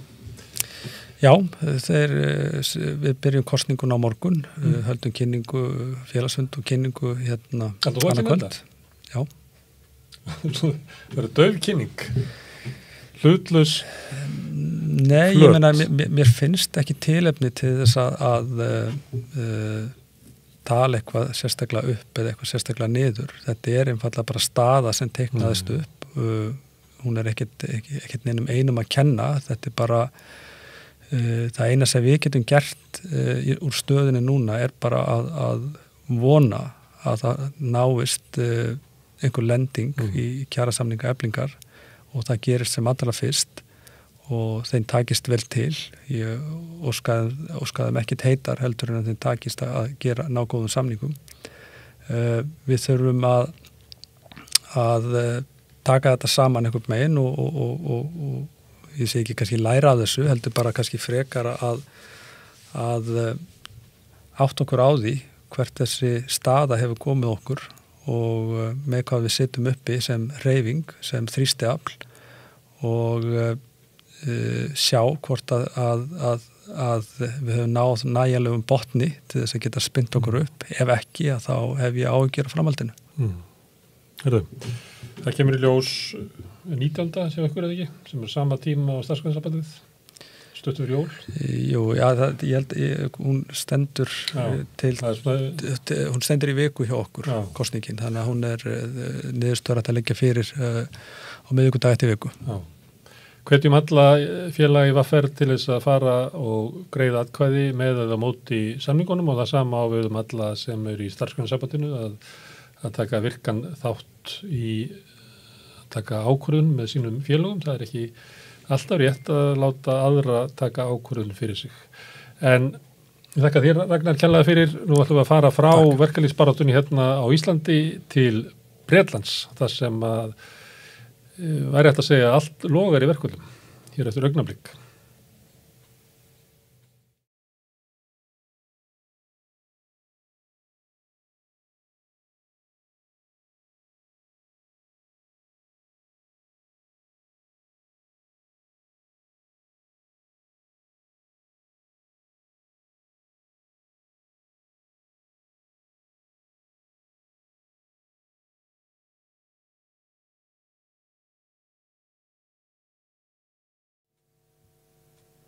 Það ekki bara hér sem að kjaramálin eru aðalmálin, það líka þannig í Bretlandi, en þar eru menn ekki að semja neitt, þar eru bara allt að leysast upp í verkföllum. Guðmundur Auðursson, fréttarittur okkar í London, vertu velkominn. Takk. Hvað segirðu, hvað er að gerast í Bretlandi? Eru allir í verkfalli? Það nú eru komin verkfallsur hérna á fullt. Þessari viku þá verða 3 dagar hjá starfsfólki í lektakerfinu. Hjúkrunarfræðingar ganga út á morgun í 1 dag. Það mjög algengt hérna eru þeir með verkfall 24 til 48 tíma og taka síðan hlé. Og síðan eru sjúkraflutningamenn eru að fara í verkfall og það eru postburðarfólk og allt á þetta fólk sameiginlegt að það vinnur ekki endilega beint fyrir opinbera geirann, það vinnur í tengslum við opinbera geirann. Þannig að það virðist sem að allt sé í lás vegna þess að ríkisstjórnin hafi eiginlega sett hérna straff á viðsemjendur það að ekki væri hægt að fara yfir ákveðna prósentur. Svo skilaði sér bakvið nefnd sem ákvaðu að til dæmis hjá hjúkrunarfræðingum að hækka laun 4% sem mjög lítið ef þau hugsaðu það að núna verðbólga 12% í Bretlandi og maður horfum ekki upp á það að hún eigi eftir að lækka allavega til muna og það eru mörg vandamál í gangi. Og það sem bætist á verðbólguna hér ólíkt Íslandi það að orkukostnaður er gigantískur og nú erum við að fara í gegnum kuldakast. Þannig að það sverfur að fólk virkilega að fara að finna fyrir því að hvað eru miklu dýrar, margfalt dýrar að kynda húsin sín og þegar það kalt þá finnur fólk fyrir þessu. Þannig að það virðist að vera stál í stál og athyglisvert til dæmis að hjúkrunarfræðingar hafa ekki farið í verkfall í 100 ár. Þannig að það sýnir svolítið og hafa verið taldir svona frekar hófsam verkalýðsfélag en þeim móðguðust gersamlega við þessi 4% offer sem kom tilboð og það sem athyglisvert það ríkisstjórnin segir við getum ekkert gert þetta einhver nefnd sem ákveður það en það margbúið að benda á það að nefndin vinnur innan ákveðins fjármálaramma sem settur á ríkisstjórninni og nefndin komst að þeirri niðurstaða að það var ekki hægt að hækka meira en 4%, þannig að í raun og verum að segja að boltinn sé hjá ríkisstjórninni. En hvað með almenna markaðinn? Akkur ná átökin ekki þangað? Sko þau náðu að því að hluta vegna þess að sumt af þessum almannaþjónustum sem að verkfallin eru í gangi eru í raun og veru hafa verið einkavæddar. Eins og pósturinn er einkavæddur, lestarkerfið er einkavætt að hluta, þar að segja að það var allt einkavætt en síðan tók ríki tilbaka teinana og allt kerfið allt flutningskerfið en lestirna sjálfar eru reknar einkaaðilum en þessir einkaaðilar sem eru að reka lestarkerfið að þeir eru og vonar völ og eru raun og veru bara ríkisstyrktir og þannig að boltinn er nákvæmlega hjá ríkisstjórninni þar. Það sem að virðist vera að gerast allavega á einkamarkaðinum er það að þó að það séu svona blikur á lofti og í Bretlandi sé samdráttur á hagvexti mjög ólíkt á Íslandi, þar sem er mikil uppsveifla, að þá erum við svolítið sérkennilegri stöðu í kjölfar Brexit að það er í mörgum sviðum starfsmannaskortur. Og þessi starfsmannaskortur hefur gert það verkum að það hefur verið ákveðið launaskrið sem að hefur komið á almenna markaðinum og það hefur leitt til þess og líka almenni markaðurinn hefur gert samninga við verkalýðsfélögin sem að hafa bara farið frekar fljótt vegna þess að þeir eru desperate að fá starfsfólk og sjá ekki fram á það að ef að skorti starfsfólk á þeim launum sem þeir voru að borga að þá sé eina af leiðunum til þess að laða að sér starfsfólk er að hækka launin og það hefur verið töluvert meiri hækkun, það hefur verið svona, senast á þessu ári hefur verið svona 7% hækkun á almennamarkaðinum, þannig að hann hefur verið að hanga í verðbólgunni en það er ekki nema 2% sem hefur verið hækkun á opinbera geiranum, þar sem engin launaskrið eru fyrir hendi. Hvernig leggst þetta ástand í almenning? Er stuðningur við verkfallsaðgerðir eða eru verkalýðsfélögin sökuð að vera að eyðileggja jólin fyrir fólki? Sko, hægri pressan sem er stór hluti af pressunni hérna og hluta til ríkissjónvarpið, BBC, hafa verið að svona hrista upp í og segja það að vera að eyðileggja jólin, forsíður blaðana sína Grinstadstól Christmas, þá það sem venjulega svona þeirra helsti bókimenn er formaður lestastarfsmanna, RMT verkalýðsfélagi sem er áberandi í fjölmiðlum, hann kemur mjög vel fyrir og það er búin að vera svona reyna að byggja upp hatur gegn honum. Almennt virðist sem almenningur sé styðji verkfallin, allavega í meiri hluta. Það er kannski má skipta í 3 horn, meiri hluti almennings, allavega samkvæmt skoðanakönnunum, hátt í 60% styður við verkfallsaðgerðirnar almennt, miklu fleiri styðja við hjúkrunarfræðingana, það er stuðningurinn allt í 80%. Svo eru ákveðin hluti sem er ekki ánægð með verkfalli en styðja kjarabaráttuna og vilja svona telja að það sé ekkit óeðlilegt að verkalýðsfélögin fari fram á það að halda allavega við verðbólgu og svo eru þetta harður kjarni sem að sér bara rautt þegar að minnst á verkalýðsfélög en sá hluti er ekki nema kannski 20-30% almennings. Hafa stjórnvöld verið með aðgerðir til þess að mæta framfærslu krísunni? Þeir hafa verið með það en bara, það eru nokkrar aðgerðir, það hafa verið auknir styrkir til dæmis til ellilífeyrisþega, það var sett á ákveðið þak á húshitunarkostnað, en það sem að snýr, en á móti er það að húshitunarkostnaðurinn í þessu þaki, þakið er samt 4 sinnum hærra heldur en hitunarkostnaðurinn var seinasta vetur fyrir hækkanirnar sem kom í kjölfar stríðsins í Úkraínu. Þannig að það komið ákvönnuleita móti en samt miklu minna en að fólk finnur valla fyrir því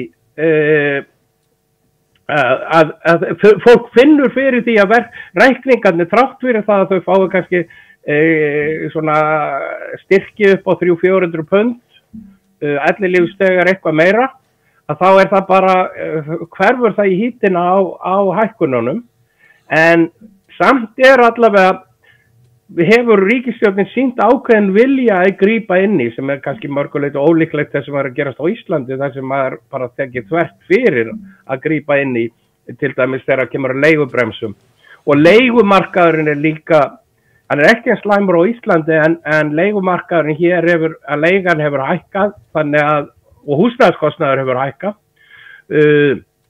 Það sem margir eru verndaðir ákveðnilegt inn í félagslegu húsnæði sem miklu starra hér heldur en þrátt fyrir alla einkavæðingarnar á því að þá það ennþá 30-40% af húsnæði ennþá innan þess kerfis. Þannig að það ákveðin vernd sem að fólk hefur fengið við að vera inn í því meðan að prívatmarkaðurinn hefur farið upp og þetta gerir það verkum en það sem að sverfur að það að vaxtahækkanir sem að hafa komið bæði vegna aukina verðbólgu og sérstaklega vegna óstjórnar íhaldsflokksins þær býta sérstaklega á fólki sem að kaupa íbúð eins og hefur gerst til dæmis á Íslandi það að segja að afborganir á lánum hafa hækkað mikið og þannig eru farið að höggva inn í svona klassískan stuðningsmannahóp ríkisstjórnarinnar vegna þess að húsnæðiseigendur hafa ávallt verið með hliðhollar í íhaldsflokknum heldur verkefnaflokknum en þetta fólk finnur bæði fyrir því að húshitunarkostnaðurinn að hækka og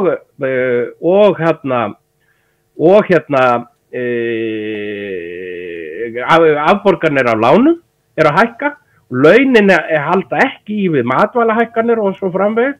Þannig að þetta gerir það verkum að núna í skoðanakönnunum íhaldsflokkurinn að mælast með 60-80 þingmenn og eru núna með meiri hluta upp á eru með núna 380 þingmenn. Þannig að skoðanakanninni nýlega skoðanakönnun spáir ef það eru kosið á morgun að verkefnaflokkurum væri með yfir 300 manna meiri hluta. Þannig að þessi millistéttarhópur að yfirgefa stjórnina en stjórnin virðist alltaf reyna að búa til einhvers konar stéttastríð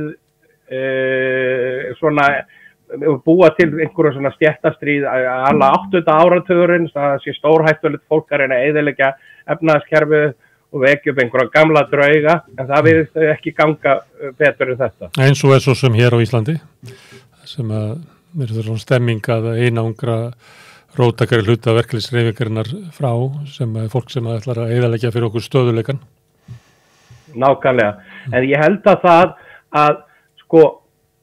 það sem að gerir hjúkrunarfræðingar eru ekki byrjar í verkfalli. En þeir neita semjum, ríkisstjórnin neitar semjum neitt meira og sjúkraflutningamenn eru að fara að byrja, eru rétt byrjaðir. Það sem að gerir núna það þetta fólk nýtur mikillar allavega samúðar. Það kannski auðveldar að búa til grílu úr starfsmönnum á járnbrautakerfinu en heilbrigðisstarfsfólk var hérna klappandi á hverjum 5. degi fyrir því COVID.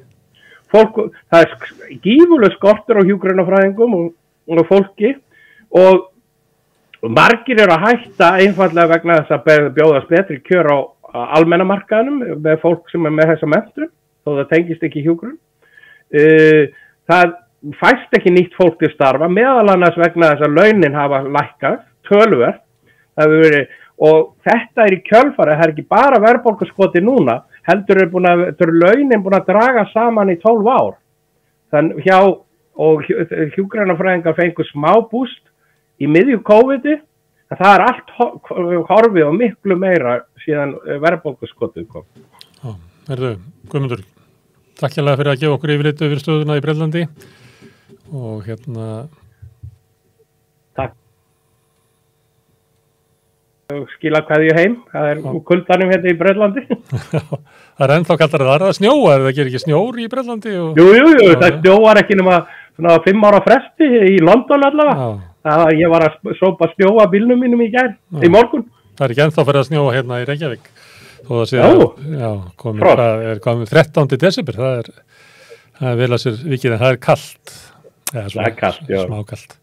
Herðu, kæra þakkir, segjum þetta gott af verkalýðsbaráttunni í Bretlandi og hér heima og skiptum yfir í mikið deilumál sem á Íslandi og búið að vera lengi laxeldi. Hún María Pétursdóttir ætlar að tala við hana Auði Önnu Magnúsdóttur hérna eftir augnablik.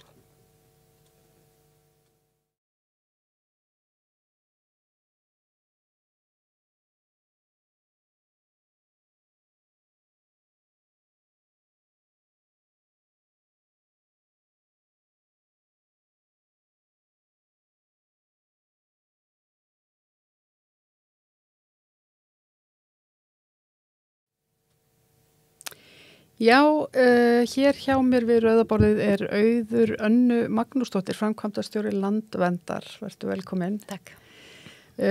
Núna á dögunum það voru 25 fyrirtæki og samtök sem að lögðu fram áskorun fyrir Svandísi Svavarsdóttur, matvæla ráðherra og hún er núna landbúnaðar. Nei, matvæla og sjávarútvegs, er þetta ekki saman eða er það bara matvæla? Ég held að hún sé köllu matvælaráðherra, en það er gamli landbúnaðar og sjávarútvegs og svo er að koma með skógrækt og landgræslu líka. Já, einmitt. Og það eru 25 samtök og fyrirtæki sem að leggja fram þessu áskorun og kannski svona við fyrstu sín finnst mann þetta að vera svolítið svona mismunandi eða ólíkir hagsmunahópar í rauninni. Einhverju leiti. Það eru NASF á Íslandi, Landsamband Veiðifélaga, Icelandic Wildlife Fund, Laxinn Lifi, Landvernd, Náttúruverndarsamtök Íslands, Ungir umhverfisinnar, Laxá, Veiðiflugur, Veiðivön, Höklar, Six Rivers Project, Stóra Laxá, Foss, Laxá á Ásum, Starir, Miðfjarðará, 11 Experience, Norðurá, Stangveiðifélag Reykjavíkur, SVFR og Hregnasi, Vatnsdalsá, Veiðifélagi Fiskpartner og Flugubúllan. Hvernig kom þetta til? Þetta er nú algjörlega frumkvæði NSF og Icelandic Wildlife Fund held ég kannski líka. Já. Þannig að við erum bara með þarna og tökum undir þetta. Þetta hefur verið ævintýralegur uppgangur og ótrúlega leið í gegnum stjórnsýsluna hjá þessum fyrirtækjum. Bara mjög alvarlegt hvað þau hafa mikil ítök og verið að tala Arnarlax og þessi sjókvíeldis fyrirtæki. Já. Þannig að þetta er hagsmunamál fyrir mjög stóran hóp og ég held að almenningur og jafnvel mörg stjórnvöld eða margir innan stjórnkerfisins gerir sér ekki grein fyrir því hvað við erum að skapa hættulegt fordæmi með því að hagsmunaaðilar hafi svona greiðan aðgangin í stjórnsýsluna og geti fengið sínu framgengt svona auðveldlega. Því að það er náttúrulega stjórnsýslan sem á að sjá til þess að náttúran sé venduð, ekki fiskeldisfyrirtækin sjálf. Nei, einmitt. En hvað þú veist, hvað er það nákvæmlega sem að svona er ykkar kannski aðal, þú talar stjórnsýsluna þarna, aðgengi að stjórnsýslunni, þannig að hagsmunaaðilar einhverjir geti, hafa þessir aðilar, finnst þeir hafa auðveldar aðgengi en hver annar eða? Það er miklu auðveldar aðgengi heldur en náttúruverndarfólk. Já.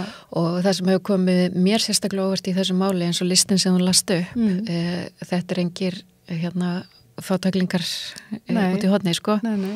Þetta eru mjög mikið lögfræðingar áhuga fólk laxveiði er áhrifafólk í samfélaginu en samt sem áður hefur þeirra barátta sem að fer mjög mikið saman með okkar í þessu máli ekki náð að fljúga nærri nógu vel og það er svolítið skrítið að svona og sýnir hvað laxeldi í sjókvíum er rosalega sterkt af því að þessi sterku aðilar sem að veiða vildan lax þau hafa ekki einu sinni róðið á.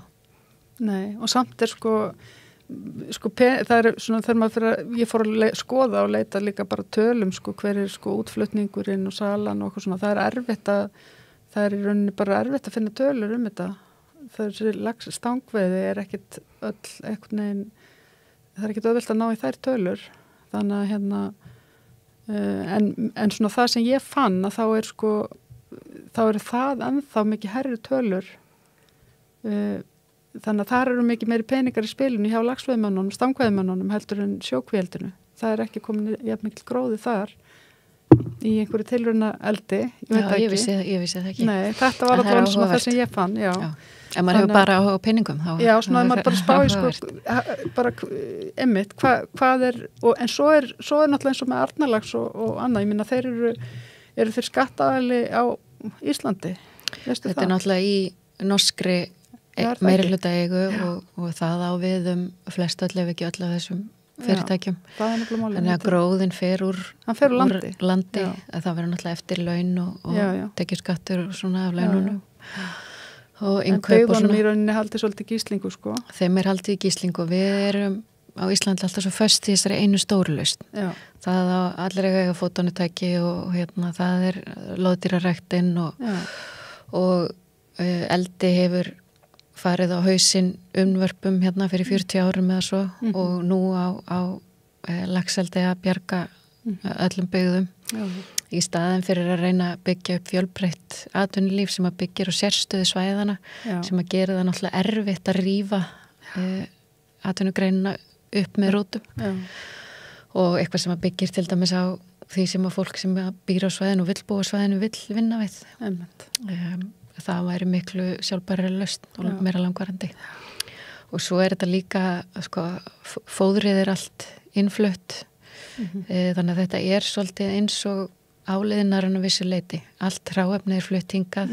Við nýtum náttúruauðlindirnar, misþyrmum íslenskri náttúru og síðan afurðirnar fluttar á landi. Þannig að við erum bara svona stuttstopp í þessari framleiðslu. Og svo jafnvel mengun sem skilnir eftir við framleiðsluna líka. Já. Algjörlega. Ég var að lesa það í dag að einmitt, það var einhver frétt það í dag að það væri plastagnir í rörunum sem að dælinn fóðri sem að fara út í sjó. Þannig að já, og svona, og og bara margt, maður hefur heyrt þessi margt við þessa ræktun sem sé bara þessi skilin eftir úrgangur og mengun. Já, það náttúrulega mjög margt sem skilið eftir bara í sjónum. Það örplasti sem tiltölulega ný umræða og svona svolítið ef maður borðar lax úr sjókvíeldi þá ertu náttúrulega að borða plastið sem að kemur með fóðrinu í gegnum þessar leiðslur líka. En svo náttúrulega lúsaeitrið sem að hefur slæm áhrif eins og á rækju og jafnvel marfló. Það úrgangurinn sem að fellur bara beint niður til boss og þessi rannsóknar athugun sem að þú veist að vísa til sem gerða Veigu Gretastóttur kajakræðara. Hún hefur líka tekið myndir af botninum undir sjókvíunum sem hann bara dauður. Það bara svona bakteríu skánu og nánu og tekur mjög langan tíma að jafna sig. Og þetta náttúrulega greiðlega alvarlegt og sjávarútvegurinn sem að sko ætti í heild að vera helsti vörslumaður hafsins, vistkerfa hafsins. Hann ætti náttúrulega að sjá það hjá sér að reyna að venda hafsbotnin því að hann það sem að gefur af sér allar þess að tekjur. En já, þeir verðast hafa meiri áhuga á því að standa með sjókvíeldinu. Já. Nú voru svona viðbrögð Svandísar að þetta tekið, hún myndi hafa þetta til hliðsjónar við næsta áhættumat. Áttu vonaði að það verði svo eða? Já, hún tekur þetta örgulega til hliðsjónar en hvað þýðir það? Þetta hérna með á borðinu, sko. Ég eiginlega ennþá hissa af því að fylgjast með hvað þau ná að ganga langt og hvað þau ná stjórnsýslinu með sér. Nýtt dæmi koparoxið sem notað til þess að húða sjókvíeldispokana. Þannig að það sest ekki, það vex ekki á þeim lífverur sem að festast á netunum. Og þetta er baneitrað og það var bannað að nota þetta og það var fiskeldisfyrirtæki sem að byrjaði að nota þetta efni á sínar kvíar án þess að hafa til þess leyfi. Og þegar að það kom í ljós og Umhverfisstofnun komst að því, þá í staðin fyrir að sekta fyrirtækið eða reyna að banna því að brjóta gegn starfsleyfi sínu, þá var starfsleyfinu bara breytt. Já, þannig að þetta væri bara leyfilegt. Að þetta væri leyfilegt. Og það eru mörg svona dæmi þar sem að stjórnsýslan bregst okkur algjörlega. Og við þurfum náttúrulega ekki að treysta stjórnsýsluna. Stór fyrirtæki, svona alþjóðleg fyrirtæki eins og þessi eru, þau munu náttúrulega bara koma þar sem að þau eru boðin velkomin, þar sem þau fá að ganga sínu fram, en það er stjórnsýslan sem á að stoppa þetta og stjórnsýslan sem á að sjá til þess að það sé ekki verið að misnota hérna náttúruauðlindirnar okkar. Já, þetta er í boðið vinstri grænna. Því miður, sem er kannski sorgleira. En hvernig, ég velti fyrir mér að því að nú þurfum við náttúrulega, við þurfum náttúrulega kannski að rækta matvæli, við erum hvað 7 milljarðar eða eitthvað hérna á jörðinni. 8, við erum hvað orðin 8, já. Og við þurfum að rækta mat á einhvern hátt og þú talar með mitt nærumhverfið og allt þetta á kolefnissporið, þetta miðast allt við það að við séum ekki að flytja mat eitthvað lengst. En við þurfum samt vantarlega á einhvern hátt að framleiða mat og kannski þá ég vel fisk í sjó eða fisk á landi eða hvað. Er hægt að gera þetta? Heldur að í rauninni sjókvíeldið sem slíkt sé bara gölluð hönnun eða er þetta bara ekki hægt? Er allt við, þú nú nefnir pókana, allt sem kemur inn í þetta einhvern veginn og rörin skilur eftir þessi plastagnir, er hægt að gera þetta allt einhvern veginn þannig að þetta væri á einhvern hátt náttúruvænt? Það er hægt að gera þetta á miklu betri hátt og þá verða náttúrulega lög og reglur að vera í lagi og við verðum að vera með hérna öflugra eftirlitsstofnanir sem að virkilega er að gæta að náttúrunni og okkar sameiginlega hagsmunum. En hins vegar erum við sem mannkinn, við höfum gengið allt og langt í að nýta náttúruauðlindirnar á ósjálfbæran hátt. Það er svo kallaður þolmarkadagur jarðar, hann er svona rétt eftir mitt ár og hann er það seint í árinu. Þolmarkadagur jarðar þýðir þá að við erum þá hægt að nota auðlindir sem að geta endurnýja sig og erum farin að ganga á höfustól náttúrunar. Og þessi dagur hann færist alltaf framar og framar í árið. Og hann er núna mánaðamótin júlí, ágúst og hann er þetta seint vegna þess að stór hluti mannkins, meirinn helmingur af mannkinni býr við mikla fátækt og mikla örbyrð. En við hérna í ríku megin, hérna það sem er kallað Global North, þolmarkadagur til dæmis í Danmörku, hann er einhvern tímann í mars og sama álíklega við Ísland, það er bara ekki verið reiknað út fyrir Ísland. Mars á þessu ári? Já, hann hefur verið í mars. Já, hann hefur verið í mars á hverju ári. Þessi dagur, þar sem við erum farin að nota auðlindir umfram það sem náttúrun getur endurnýjað. Já, þá fyrir árið? Já, fyrir hvert ár? Fyrir hvert ár. Ok, skil. Já. Og ef við ætlum að búa hérna og lifa heilsusamlegu lífi, þá verðum við að draga gríðarlega úr dýraeldi og við verðum að draga úr neyslu á dýraafurðum. Líka eldisfiski og að mínum að þetta ættum við náttúrulega að hætta því bara alveg. Og þetta fer saman með lýðheilsumarkmiðum og þá komu hérna merkilega rannsóknir 2018 sem að skoðuðu hvaða fæða það er þar sem það fer saman lýðheilsumarkmið og umhverfi. Og út úr því kom að neysla á rauðu kjöti þarf að vera 100 grömm á viku á mann. Það er sem sagt svona 1 hamborgari á viku og hitt þarf þá að vera að miklu leyti grænmeti og baunir en líka einhver fiskur og þú veist, ég er ekki að segja að allir þurfa að hætta að borða kjöt, allir þurfa að hætta að borða dýraafurðir, en það þarf að draga svo gríðarlega mikið úr því. Og það sem er verið að gera í sjókvíeldinu er það að vera að taka mannamat, það var að taka sojabönir sem eru jafnvel ræktaðar, ég veit ekki alveg hvernig það eru á Íslandi, en í Nóri það mikið til ræktaðar í Suður Ameríku.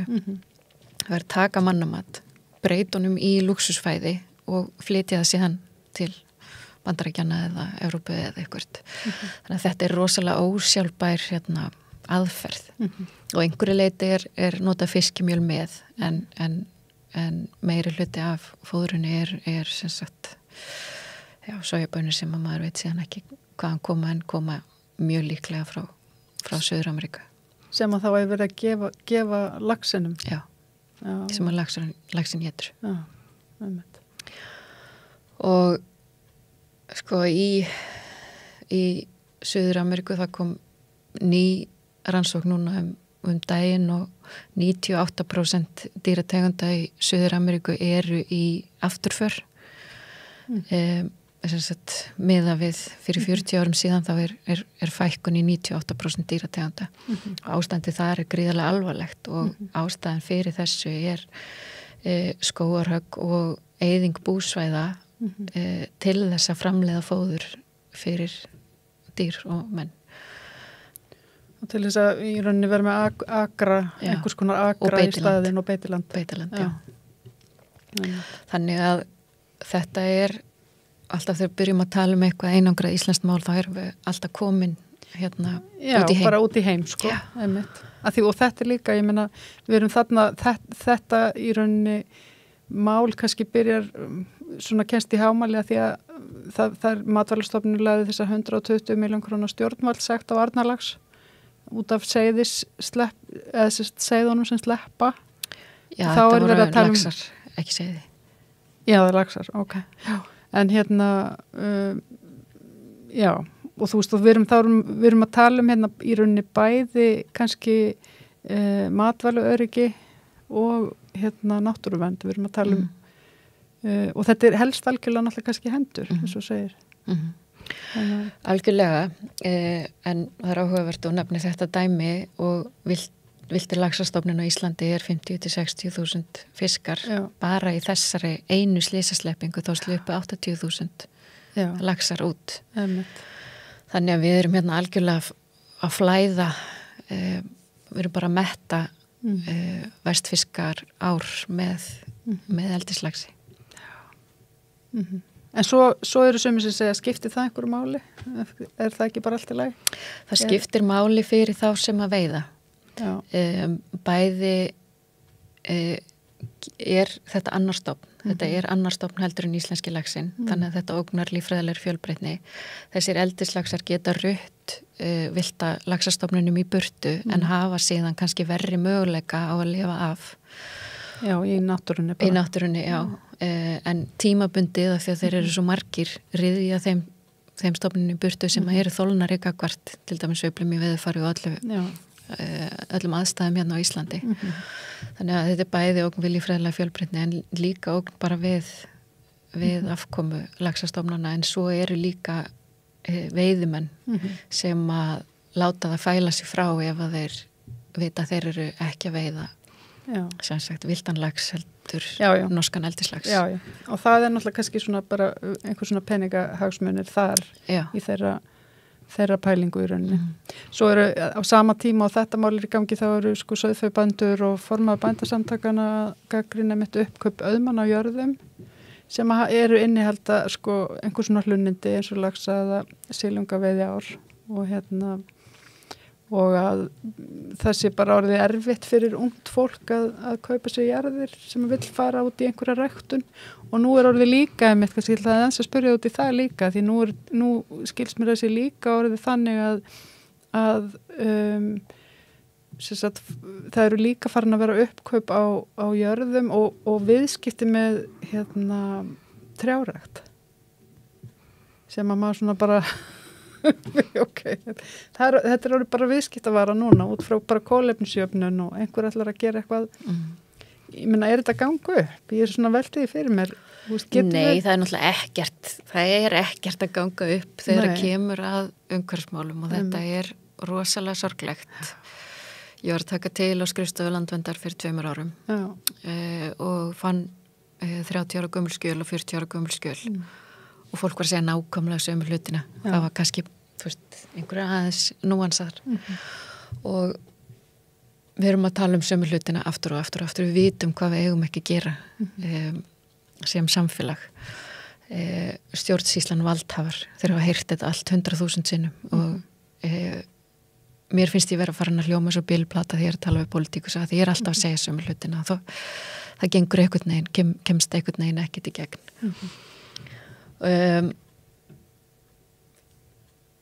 Varðandi skógræktina þá er það bara nákvæmlega sama þar. Við verðum að hafa skýra og góða stjórnsýslu, við verðum að hafa faglega ákvarðanatöku og við verðum að skilja hvaða tegundir það eru til dæmis sem við berum ábyrgð á. Mófuglarnir sem við, ég ætla bara að segja elskum svo mikið eins og lóan og spóin, þau treysta á þetta opna landslag. Það er þá mólendi sem er heilbrigt, sem er ekki afturför vegna ofbeitar. Þau forðast skóga og þau forðast skógarjaðra. Þannig að svona litlir skógrækta blettir taka burtu miklu meira svæði fyrir þessa fugla og af stofnunum eru 30, 40 og alltaf 50% sem að koma hingað til Íslands að verpa. Þetta stóru hlutfall af heimsstofnunum kemur hingað til okkar. Þannig að við þurfum líka að taka tillit til þeirra og sjá til þess að þau hafi sín búsvæði áfram. Og þarna verður bara að vera regluverk sem er hægt að fylgja. Síðan þurfum við virkilega að taka á ágengum tegundum sem eru líka ógn við líffræðilega fjölbreytni og það eru þá erlendar tegundir sem að geta sá sér sjálfar, þeim er kannski plantað í lítinn sætan reit og svo færa þær að vaksa þar út frá og þegar þær eru komnar inn í vistkerfi þá getur verið mjög erfitt og rosalega kostnaðarsamt að losna við þær. Það er miklu ódýrara að reyna að hemja þær í byrjun og það þýðir ekki að við þurfum að banna allar þessar tegundir. Það þýðir bara að við þurfum að leggja skyldur og herða þeirra sem eru með kannski afmarkaðreiti að þeir haldi jaðrinum, reinum frá þessum ágengu tegundum og að við skilgreinum svæði hvar ætlum við að hafa nytjaskógrækt, hvar ætlum við að hafa eindiskóga, hvar ætlum við að hafa skóga til kolefnisbindingar og hvar ætlum við að hafa íslenska birkiskóga sem að forfeður okkar eittu hérna á landinu.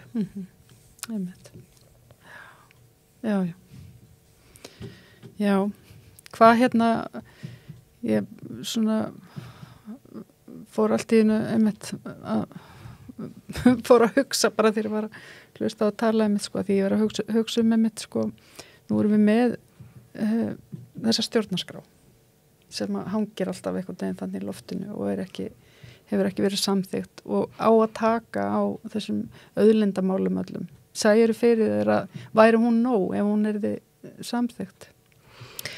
Hún væri rosalega stórt skref í rétta átt og aðalfundur landverndar árið 2020 hann ályktaði það að hann styður tillögur stjórnlagaráðs og sérstaklega þær tillögur sem að varða náttúruvernd. Þar er til dæmis réttindi almennings eða réttindi umhverfisverndarsamtaka sem fulltrúi almennings til þess að hafa áhrif á ákvarðanir og lagasetningu. Hann er tryggður miklu betur heldur en í dag. Þar eru auðlindirnar í eigu þjóðurinnar og þar er réttur náttúrunar virtur og það er svo skylda sett á stjórnvöld að hún eigi að vernda náttúruna, að þau eigi að vernda náttúruna og það myndi breyta mjög miklu. Ég veit ekki hvað við getum gert til að koma því máli áfram og að meðan sko vilji þjóðurinnar er ekki virtur þá er mjög erfitt. Við höfum í mörg ár verið að tala hvort að við ættum ekki að hafa svona þjóðfundum loftslagsmál til dæmis. Reyna að vera með svona brainstorm hjá almenningi hvaða aðgerðum á að forgangsraða. En þegar stjórnvöld hunsa algjörlega niðurstöðu þjóðaratkvæðagreiðslu þá fallast manni svolítið hendur að reyna að setja nýtt svona projekt í gang sem að stjórnvöld ætla þá bara enn einu svona hunsa.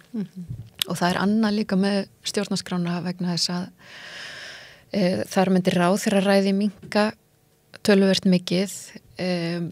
Almenningur hefði möguleika á að krefjast þjóðaratkvæðagreiðslu ef að hvað var 10% skrifandir að þau vilji fá þjóðaratkvæðagreiðslu og það væri mjög mikilvæg stór mál sem að væri hægt að taka úr gíslingu alþingis og ráðherra og hagsmunaaðilar ættu eitthvað sjans þessi sterku hagsmunaaðilar sem eru alltaf að þrýsta þeir ættu að hafa minni áhrif. Já, það er hugmyndin.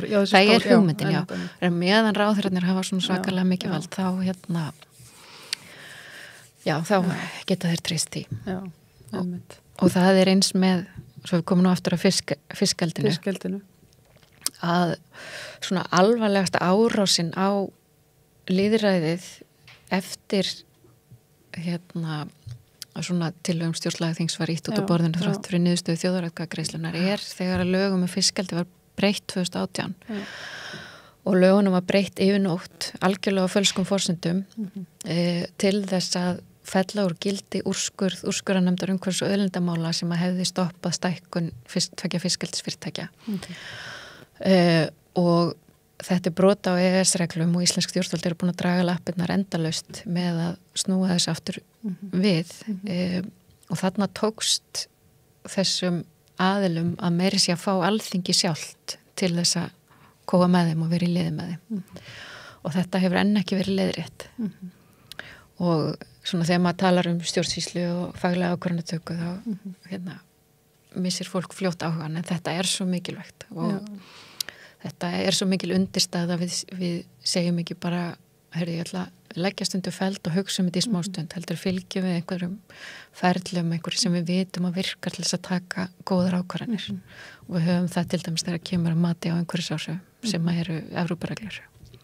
En bara svona kannski að lokum, hafið þið fengið einhvern svona fund, eitthvað svona samtal með Svandísi? Við höfum fengið fundi með henni í vetur, allavega 2 þannig að hún er mjög viðræðugóð og hefur verið tilbúin til að hitta okkur og maður finnur vel að hún hlustar en við höfum ekki funda með henni fiskeldismál við sendum henni bréf núna bara daginn og Guðlaugi Þór þetta ástand ekki fengið svar við því bréfi en vonumst til þess að það verði hægt að taka upp þessar samræður. Já, þannig að samtali kannski skili sér einhvern veginn og sjónarmiðin skili sér og bara fræðslana því þetta er einhvern veginn þetta gengur allt held ég svolítið mikið út á bara að fræðast náttúruverndina, það ekki? Það er rosalega stór hluti en við höfum séð í loftslagsmálunum og meðan kerfin eru að þrýsta öllum inn í eitthvað sem er ekki gott fyrir loftslagið þá er svo óbærslega erfitt þó að þú sem einstaklingur vitir þú veist, þetta er gott fyrir loftslagið og þetta er ekki gott fyrir loftslagið þá er kerfið að þrýsta þér í öfugátt og það er svo erfitt fyrir þið að þrýsta á móti þannig að fræðsla hvað allt er ómulegt eða hvað þú átt að gera innan kerfis sem að reynir að ýta þér í aðra átt það veldur bara tókstreitu og fólk verður bara myndast bara einhvert rof í hausnum að þannig að þetta verður alltaf að koma að samfara það verður að vera fræðsla við verðum að taka skref til þess að kerfið umbunni þeim sem að taki rétt skref og þeir verði ekki eins og núna verði fyrir aðkasti bara reynlega vegna þess að þau eru að reyna að gera sitt besta. Já, einmitt. Herru, ég ætla að halda áfram að fjalla þessi laxeldismál og verð með Þóról Mattíasson hér í viðtali hjá mér á morgun og heyrum aðeins, hann var að skrifa grein á samt 2 Norðmönnum og gagnrýna í rauninni aðra grein sem að birtist í Noregi þannig að við ætlum að fjalla áfram Arnarlax og þessi sjókvía laxeldis mál þannig að og við verðum með síðan annað viðtal einnig á 5.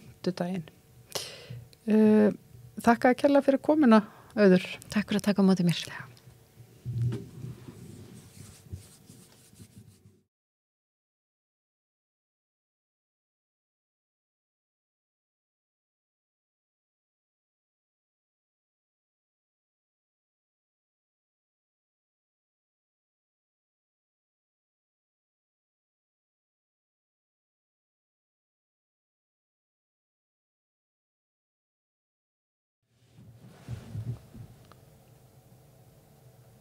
Það hérna poppað upp í Silfrinu þar síðustu helgi. Mál sem að kannski var búið að liggja í láðinni svolítið lengin en liggur nú aldrei almenni í láðinni, poppar upp reglulega. Það landsdómsmálið, dómurinn yfir Geir Haarde og við ætlum ekki að ræða, Hannes Hólmsteinn var þar að ræða nýja bók sína og kynna. Við ætlum ekki að ræða hana sérstaklega í kvöld en kannski grípa tilefnið til þess að ræða landsdómsmálið vegna þess að sumuleyti eru dómar eins og önnur mál, það getur verið eitthvað niðurstaða en síðan tekur við glíma túlkun og glíma söguna. Til að hjálpa okkur að skilja þetta er hingað komin Jón Ólafsson, prófessor. Þetta er velkomin. Takk. Þú hefur skoðað þetta mál. Já, og skrifaði þetta greinar. Ég skrifaði eina grein sem að var svona dálítil stúdía á málinu og ég var nú svo sem ekki að reyna að skoða þetta beinlínis út frá einhvers konar lagalegum forsendum eða beinlínis pólitíkinni eða eitthvað slíkt heldur meira hugsa hvað að segja siðferðilegu forsendurnar eða siðferðilega innihaldið og þá var hvort það væri réttmætt hvort það væri bara siðferðilega rétt að gera þetta, fara þessa leið og ég kannski hugsa það þá í svona víðara samhengi, ég er ekki svo sem að koma með einhverja mjög nákvæma siðferðilega greiningu heldur meira að bara lesa dóminn og svona allt sem að málið varðar svona með þessa spurningu fyrir augum sko, var rétt að gera akkurat þetta og það eru þetta búið að ræða mjög mikið þetta síðan á þessum 10 árum sem liðin frá því að Geir Haarde var dæmdur og auðvitað var dómurinn alltaf mjög umdeldur en það hefur orðið svona nánast svona, hvað maður segja, konsensus það að þetta hafi verið bölvuð vitleysa. Óheppileg niðurstaða og óheppilegt mál að öllu leyti. Er það þá óheppilegt að hann einn sé ákærður eða yfir höfuð að einhver sé ákærður? Hvað er óheppilegt í þessu? Sko, að við eigum landsdóm og sem bara efast það? Já, sko nú er ég ekkit endilega sammála því að svo sé, þó að það sé greinilega svona meiri hluta skoðun í dag, eða allavega svo sem að mest ber á og ég kannski verð að segja að svona mín forsenda þegar ég var að undirbúa, eða svona skrifa þessa grein var eiginlega svo að svona tilfinningin sem ég hafði fyrirfram og það er nú oft gott ef maður þykist vera að reyna að leggja eitthvað siðferðilegt mat á hlutina að reyna að skynja það hver tilfinning manns er og reyna að gaggrina hana eða skoða hana frá mörgum hliðum. Nóta sjálf þessi sem mælitæki. Svona einhverju leiti og mér fannst alltaf persónulega, það truflaði mig alltaf umræðar sem ég fannst í rauninni að það mætti sjá þetta sem mjög lógiska niðurstöðu af því sem að hafði verið í gangi umræðan sem hafði verið í gangi. Geir Haarde var forsætisráðherra. Hann bar ábyrgð á öllu draslinu. Og það að hann sæti ábyrgð, sé dæmdur eins og þarna var fyrir brot á stjórnarskráni, var í sjálfu sér ekkert óeðlilegt eða skrítið og það mátti alveg sko, meðhöndla það umgangast þann dóm af einhvers konar yfirvegun og skynsemi án þess að gera úr því svona mikla hysteríu eins og varð. Þetta var svona mín uppáðs, og má segja síðan sko, þetta var svona mín uppáðsforsenda. Síðan kannski svona eftir því sem ég skoði máli þá kannski breytist nú svo sem hvernig ég sagði þetta, mér finnst aldrei merkilegt hvernig er fjallað um málið í dóminum sjálfum og það er til dæmis eitt sem að er sko mjög áberandi í því hvernig dómsorðið hljóðar að það er að Geir hafi í rauninni sko þessi hægt að gefa sér að hann hafi vitað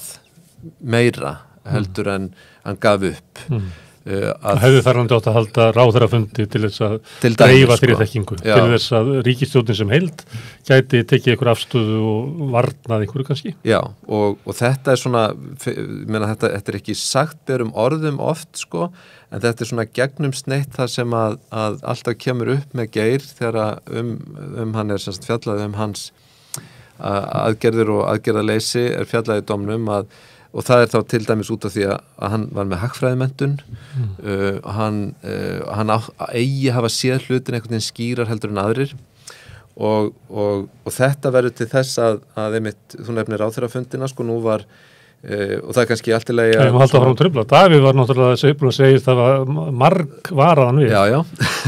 Ef þú vilt taka mark á því. En ef maður kannski aðeins gerir hérna smá útúrdúr, sko, að nú bara svo hlustendur svona hafi skýrari mynda því hvað við erum að tala, að Geir ákærður fyrir í nokkrum liðum og það í einum 5 liðum sem að ákæran uppalega sett fram, svo 2 hent út, 3 áfram og það á endanum hann ekki sakfelldur nema fyrir 1 atriði og það fyrir brot á ákvæði stjórnarskrárinnar sem að segir að við sérstakar aðstæður, til dæmis þegar hætt að bera höndum, þá beri forsætisráðherra að halda þessa ráðherrafundi. Hvað ráðherrafundur? Jú, það ríkisstjórnarfundur eða fundur þeirra ráðherra sem að skipta máli, sem að þurfa að geta ráðgast og tekið sameiginlega ákvörðun, móta stefnu og svo framvegis.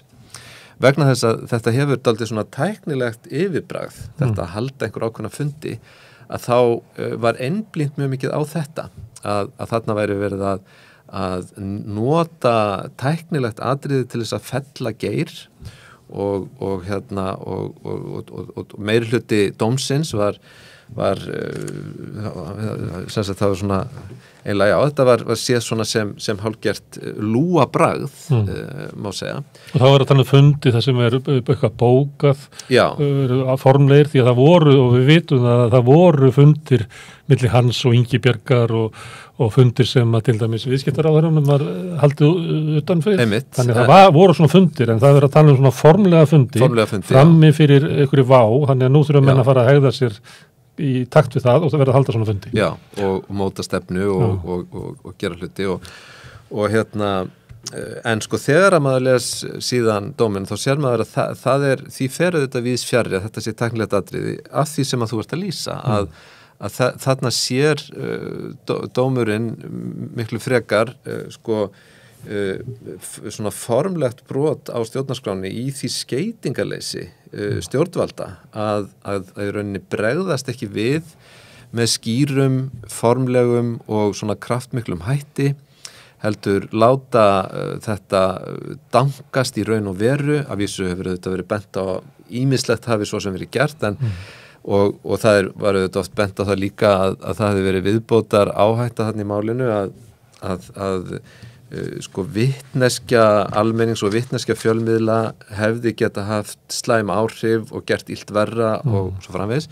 Í rauninni ekki tekið mikið mark á þessu en niðurstöðunni, nú oft talað það að það sé ekki svolítið að trúlega, en niðurstöðan þegar það eru neyðarlögin sem að dómur söguna segir að hafi verið góð lög sem að koma þarna bara rétt á eftir. Þau voru náttúrulega í undirbúningi, þannig að niðurstaðan kannski ásættanleg eða hvað? Já, sko, niðurstaðan af viðbröðum stjórnvalda. Já, þarna náttúrulega verið að tala viðbröð mörgum mánuðum áður. Það verið að tala það sem var verið að aðhafast eða ekki aðhafast í janúar og febrúar 2008. Þegar komið fram í september þá í rauninni það orðið og seint. Og þannig að sko með öðrum orðum, þarna miklu hangir miklu fleira á spýtunni heldur en eitthvað formsatriði og það að þessi ráðherrafundir sé ekki haldnir bara til marks það að menn hafi neitað að horfast í augu við það sem að starfsskildin þeirra samkvæmt áttu að horfast í augu við.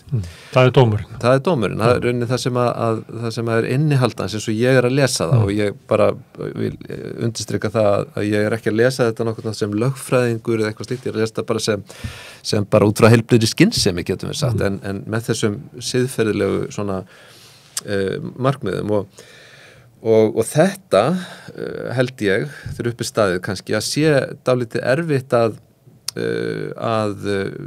réttlæta. Það er að segja þetta að Geir hafi borið sérstaka ábyrgð vegna sérstakrar menntunar sinnar eða kunnáttu eða þekkingar eða vitneskju eða eitthvað slíkt, einfallega því að við höfum fjölmörg dæmi það, meðal annars í bara þessum málum sjálfum, að fólk lét þennan fagurgala, þessa mælskulist bankana og fjármálakerfisins einfallega blekja sig. 99% af öllum hagfræðingum í heiminum, þannig hagfræði menntun vendaði ekki fyrir þessu. Það bara svo sannarlega ekki.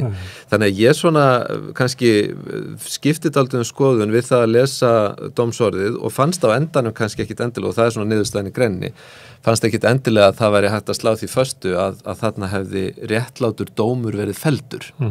En sko á hinbógin að þá held ég að þetta að ákæra forsætisráðherrann út af fyrir sig, ég á mjög erfitt með að fallast á þá mjög algengu skoðun að það sé eitthvað stórkostlega rangt við það.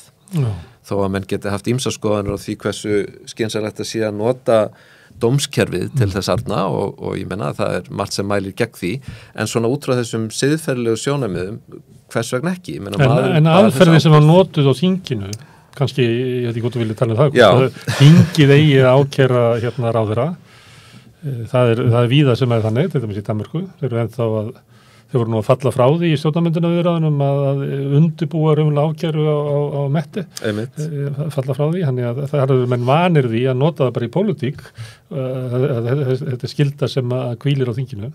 Það er ekki svona síðan náttúrulega fyrirvendur var dæmdur. Og svo, en í rannsóknarskýrslunni, þá er þetta ekki beint lagt til að þeir vera ákærðir, en það er svona skilið eftir á borðinu, hverju það getur mögulega verið. Þingið vinnur með þetta, leggur fram tillögu að ákæra 3 og það fer síðan í kosningu. 4, já, það fyrir í kostingu. Já, þetta er daldið merkilegt ferlið mitt vegna þess að í rannsóknarskýrslunni eru 3 ráðherrar nefndir, það eru líka embættismenn, aðrir nefndir sem að megi mögulega telja hafi gerst brotlegir við lög í sínum embættisfærslum. Þannig að það er, sko, ég lít nú þannig á að þegar að lögfræðingur eins og sá sem að var formaður þessar ágættu rannsóknarnefndar segir opinberlega að það sé tilefni til að telja að ráðherrar hafi brotið lög, þá sé hann beinlínis að leggja til að þeir verði lögsóttir. Það er ekki þetta skilið öðru sig, finnst mér þegar lögfræðingur segir þetta. En það er alveg rétt, það er ekki formlega... Margir sem að mátu að þannig að þingi væri raunverulega eina sómasamlega sem þingi geti gert veri bara að hleypa því í gegn. Í staðin fyrir að vara hver fyrir sig að leggja einhvern veginn mat á það eins og þau væru sko lögfræðingar eða ákæruvald. Já, það er náttúrulega, það er þessi kannski þetta þversagnakenda hlutverk sem að þingið allt í einu fær að vera bæði hluti af einhvers konar dómsvaldi, ákæruvaldi, hafa ákæruvald og vera löggjafinn. En síðan er það sko, má ekki gleyma sko að eftir að rannsóknarskýrslan er lögð fram í sínum 8 eða 10 bindum eða hvað það var, að þá tekur þingmannanefnd við og hún eiginlega fer í gegnum rannsóknarskýrsluna til þess að leggja drög að viðbröðum þingsins og það er náttúrulega margt sem að kemur fram þar en meðal annars þá er stigið það skref að það er lagt til eða meiri hluti nefndarinnar leggur það til að sem sagt það verði ekki bara 3 ráðherrar ákærðir heldur 4 og fannst þá eðlilegt að bæta Ingibjörgu Sólrúnu Gísladóttur við þann hóp vegna þess að hún hefði sem formaður samfylkingarinnar verið svo sko, mikil þungavíkta manneskja í ríkisstjórninni að það veri mjög undarlegt að ákæra bara hennar samráð þeirra Björgvin Sigurðsson en sleppa henni þannig að það er til að... Það kemur svona eitthvað pólitískt mat hugmyndum svona eitthvað pólitíska stöðu sem að lögfræðingarnir horfa bara á að utanríkisráðherra var ekki að fjalla þessi mál. Já. Það bara ekki skylda til þess. Þeir horfa bara á þetta út frá starfskyldum hvers ráðherra fyrir sig. Þannig að þess vegna fer það þannig að í september 2010 að þá er þessi tillaga lögð fyrir þingið að ákæra 4 fyrrverandi ráðherra fyrir brot á ráðherralögum og fleira og og þá gerist aldrei merkilegt og það er líka annað sem að ég held að sé kannski í rauninni stóra stóra spurningin í þessu, eða er áhugaverða spurningin, hvernig kemst Alþingi að sinni niðurstöðu? Og ég er... Þar hafa samfélkingin verið sökuð plott, það var allir kosir umverulega svona flokkarnir hver með sínu nefi, nema samfélkingin einhvern veginn kaus óskiljanlega. Hún var margklofin. Og það leti til þess að þeirra ráðherra sluppu og Árni Matt líka, en Geir einn var plottan á bakið? Sko það er nefnilega ekkert plott. Ég held að vandamálið við þessu ákvörðun er að það var engin sameiginlega ákvörðun tekin fyrirfram hvernig þetta standa að þessu. þannig að það eru þingflokkarnir sem að ákveða hver fyrir sig hvað þeir gera og við sjáum til dæmis að sko Framsóknarflokkurinn hann skiptist þar eru 6 þingmenn sem að vilja ákæra alla, 3 þingmenn sem að vilja ákæra engan hreyfingin hún öll hlynnt að því að ákæra alla sömuleiðis Vinstri grænir Sjálfstæðisflokkurinn, þar eru allir þingmenn sammála það að ákæra engan en Samfylkingin hún skiptist í marga parta, þar eru sko meirihluti Samfylkingarinnar eða þingflokk Samfylkingarinnar vildi ekki ákæra neitt en það er að segja 11 en það eru hins vegar 8 þingmenn sem að, 9 þingmenn sem að vilja ákæra 8 sem hafi nú þessa tölur sem að vilja ákæra suma en ekki alla og það skiptist svona nokkra vegu þar á meðal eru 2 þingmenn sem að vilja aðeins ákæra 1 það er að segja Geir Haarde og það þýðir það dugar líklega með að töluna sem þetta tala svo margir sem að raunverulega vildi ekki ákæra neitt en þetta eru lykilmennirnir nákvæmlega, þegar þeir taka ákvörðunum að því að það er mjótt á munum að þá fellur það þannig að Geir er ákærður en ekki aðrir, það eru 33 atkvæði fyrir ákæru að ákæra hann en sko nú getum maður spurt, já allt í lagi hvert var þá nákvæmlega plottið sko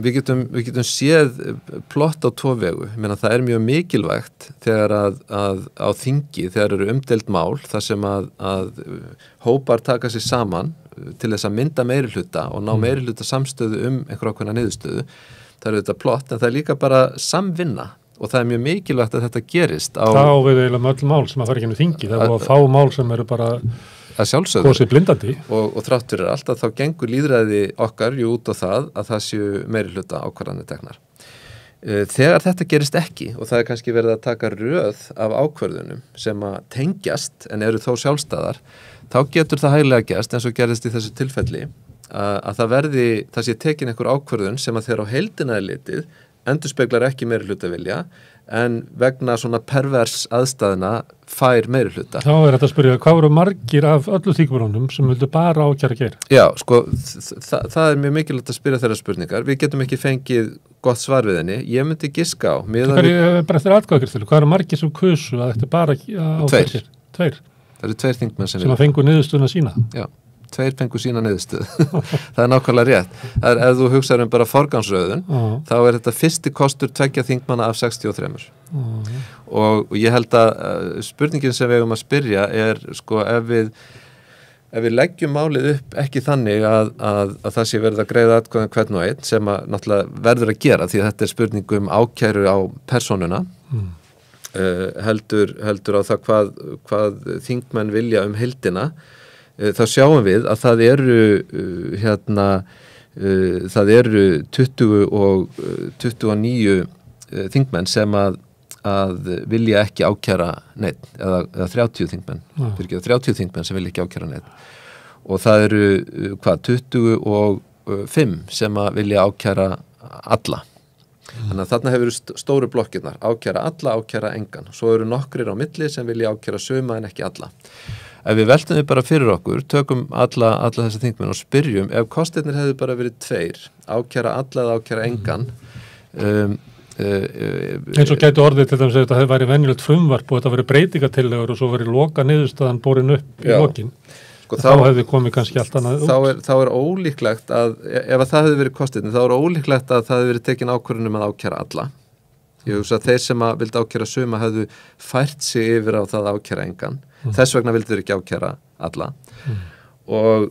en ef við spyrjum síðan hvað allir séu margir sem að myndu kjósa ef að spurningin væri að ákæra engan eða ákæra bara Geir ef við hugsaum þá kosti þá held ég sé líka afar ólíklegt að við séum með nálagt í meirihluta fyrir þeirri niðurstöðu ég meina, þetta er spekulasjón ég velti því fyrir mér þegar ég var að gera þessa grein hvort ég ætti að taka viðtöl hvort ég ætti að tala við alla þessa 63 og spyrja það. Eins og Hannes gerði, hann ringdi alltaf, segir hann, eða sagði ykkur við vitali. Já, það er hægt að gera það líka. Það er hægt að gera það líka. Ég ákvað að gera það ekki, einfallega vegna þess að svona mál er útilokað að gera ráð fyrir því að maður sé að fá sannleikan hjá fólki. Það svo langur tími liðin, það svo mikil umræðan að maður myndi ekki geta svarað í dag hvernig hann hefði brugðist við fyrir 10 árum. Nei, það engilega. Þannig ég ákvaða að láta það ógert en halda frekar þessari svona forsendu að hugsa þetta svona. Ef við spyrjum hvernig hefði þessi hópur brugðist við þeirri spurningu, Geir einn eða enginn, að þá held ég að sé sko mjög auðvelt að færa rök fyrir því að sennilega hefðu bara fáeinir, kannski teljandi á fingurum annar handar, kannski bara þessi 2 í rauninni vilja það. Og þá erum við með þetta sem Hver þessi 2 svo við segjum það? Þetta eru Helgi Hjörvar og Skúli Helgason sem að greitu atkvæði með þessu. Við getum þá sagt eins og börnin segja stundum að Geir eiginlega ákærðist. Það var ekki sem ákærðan, það gerðist.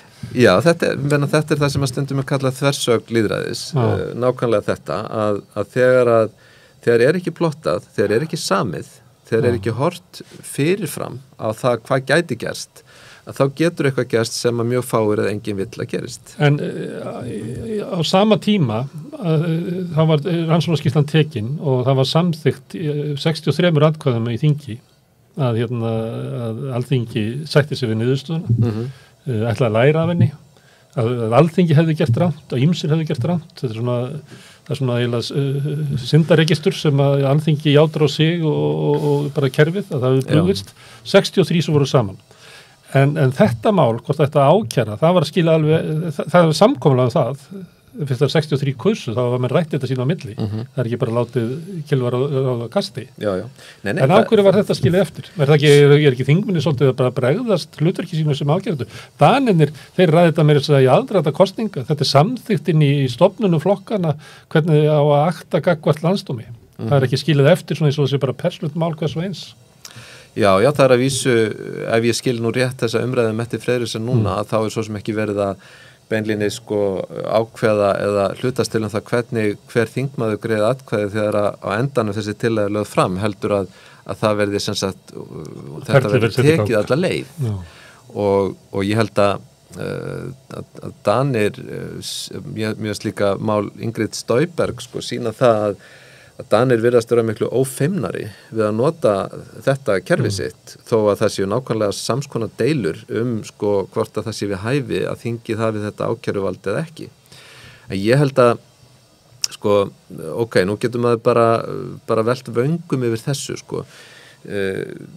Það í sjálfu sér engin þversögn í því að þinginu sé fengið í undantekningar tilfellin þetta tiltekna hlutverk að meta það hvort að eðlilegt sé að setja inn í réttafarslegt ferli spurninguna það hvort að ráðherra hafi brotið lög. Ég meina, þetta ákæruvald en auðvitað ekki verið að taka ákvörðun sekt eða sakleysi þó að það sé svona innan lögfræðinar auðvitað alltaf talað það að það sé óæskilegt að það sé verið að nota ákærur nema það sé verulega líkur á sakfellingu og það var nú til dæmis voru ein rökin gegn því ákæra Geir að flestir, mjög margir sem að horfa á málið töldu að var ólíklegt að hann yrði sakfelldur og þú sérð sko hvað þetta er sérkennlegt mál áður en atkvæðin voru greidd og meina hver sem getur farið inn á tímarit.is og flett blöðunum vikuna síðustu dagana í september áður en þessi atkvæðagreiðsla fór fram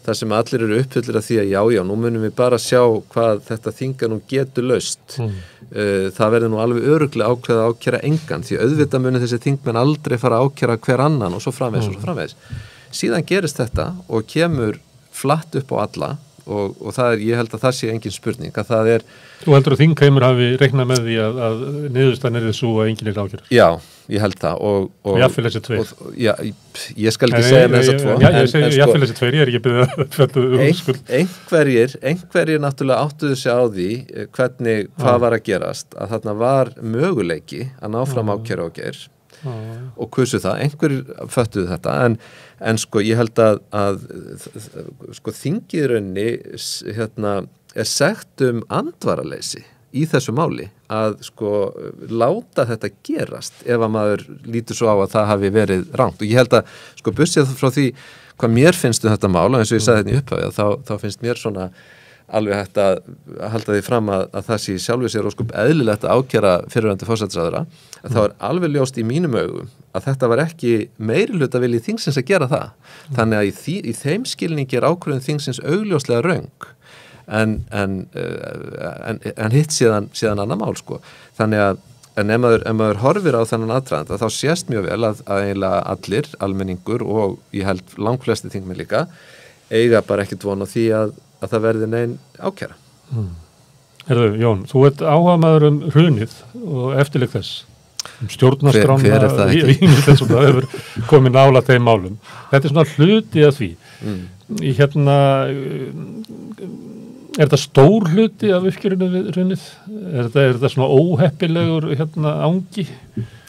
Er þetta mikilvægt mál? Já, mér finnst þetta mikilvægt mál og mér finnst að fólk ætti aðeins að slaka á gagnvart því. Ekki vera svona, ég held að margir fyrrverandi þingmenn séu allt og viljugir til þess að viðurkenna að þeir hafi ekki haft rétt fyrir sér og fara að biðjast afsökunar á gjörðum sínum og svo framvegis. Þetta er alveg stórmerkilegt mál og alveg eins með allar okkar ákærur hér á hendur bankamönnum. Ég meina að þetta eru svo sem ekki þungir dómar sem þetta fólk fær og það sleppur óskup vel í flestum tilfellum. Þó að þetta hafi og alltaf betur og betur eftir því sem þeir oftar tekið upp. Já, og en samt sem áður, það var ákært, hlutunum var fyllt eftir og að mínum að þið var landsnámsmálið bara eitt af því.